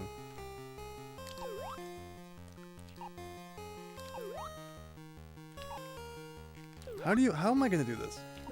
Oh, and then he goes down, right? But if I go down, he's not gonna be there, I doubt. Oh, he is! Oh, I was expecting him to despawn. You know, we can diss this game all we want, but in 99% of NES games, that would probably count as the enemy despawning by going off screen like that. And I do something dumb like that, but you know, kudos to I almost called it The Adventures of Dino Ricky. That's what the main character reminds me of. If you watched my A game rankings, you would know what that game is today. But you know, kudos to this game for keeping sprites like that loaded, even if it goes off screen. I am shocked, and that will help us immensely. So now again, we've put the pieces together.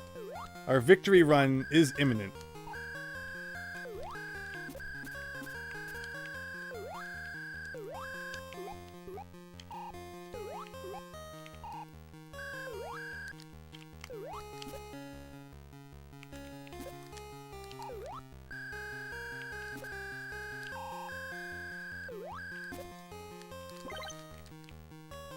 Come on.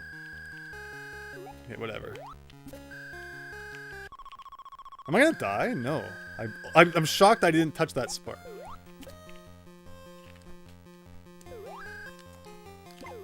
Oh, I even got him without falling that time. Nice, okay.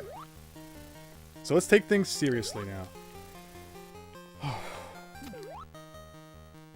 We've got the tools to win. Just gotta put it together. And we're not gonna run too fast here. Again, I think that just added a minute, so that's not good. If you could get on top of that wall and skip like a part of the level, that would be awesome. Okay, here we are. And this is where it's so important to have this guy, because he destroys these flying things, which otherwise are a huge nuisance.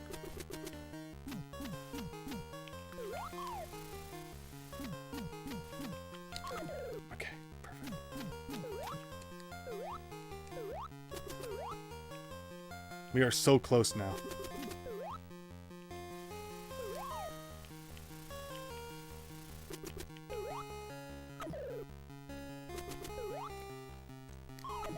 Okay, perfect.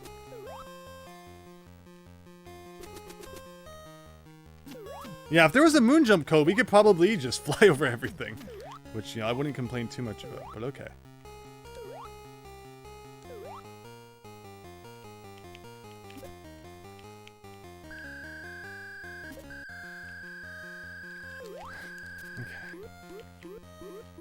What is up here? Okay, I lost my guy to that guy last time, so the fact that we kept him is pretty good. Okay, this is the boss. Will I take a hit due to janky physics again? Probably.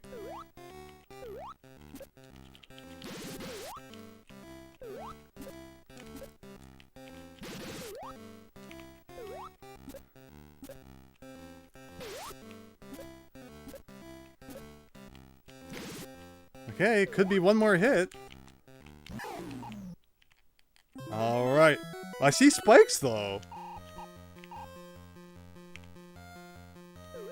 Okay. They literally just put, like, one last spike trap there. There you go! There you go! He did it! He's walking back to the castle! Oh my goodness!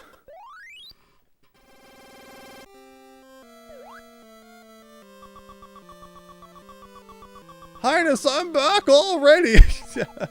So I think I did it. I think I beat it in 3 hours, right?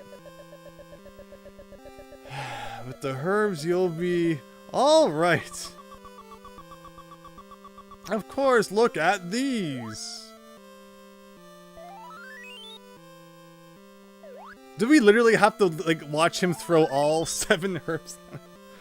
There you go, everyone. That is The Adventures of Dino Ricky Kid Kool. I can't wait for the crossover. Whoa, this game. What a weird freaking game. And yet there's parts of it I kind of love. I kind of dig it. It didn't have the worst controls once you get used to them. And some of the worst stages, like the beginning is actually some of the most frustrating parts because they throw a lot of tough platforming at you right out of the gate before you've really gotten used to it. Give me your money, King. It's the only reason I saved you. And cool, you will get a high post in my realm. What about me? I'm so down. Did you literally go and save his life? You did nothing. But it is a happy ending all in all, isn't it? And you even get a staff roll. Wow, that's rare for a game released in the 80s. But thank you everyone for joining. That was a crazy stream. Wow, World 7 really showed the fangs that this game was hiding. In particular, World 7-1 was pretty rough, but, you know, at least it was only 7 worlds. There could have been 8, like so many NES games have, but very good. Very, very good. So I hope you all had fun. You've now seen this game. You never have to play it yourselves. And it's another one I get to mark off ye old completion list. We're really moving along there. Not too many games that start with K left. And then we're on to the L's, and then the M's. Lots of good games coming up, and definitely have plans to stream some more of them. But again, thanks everyone. Wow, what a night. What a night.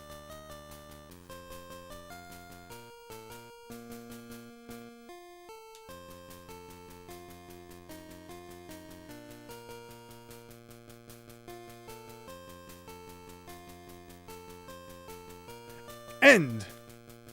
Vic Tokai presents The End. The part of the game you've all been waiting for. But again, thanks everyone. Hope you enjoyed that weird NES game. And tomorrow night should all go according to plan. I think I'm going to be streaming something Pokemon related, so keep your eyes open for that. But otherwise, to everyone who's been checking out my channel lately, subscribing, liking, just, you know, this supporting, I really appreciate that. It means a lot, and hope you've enjoyed the content I've been putting out, whether it's like the long form videos or the streams. It's all been good fun. So thanks everyone again. Have a wonderful night, and I'll see you soon.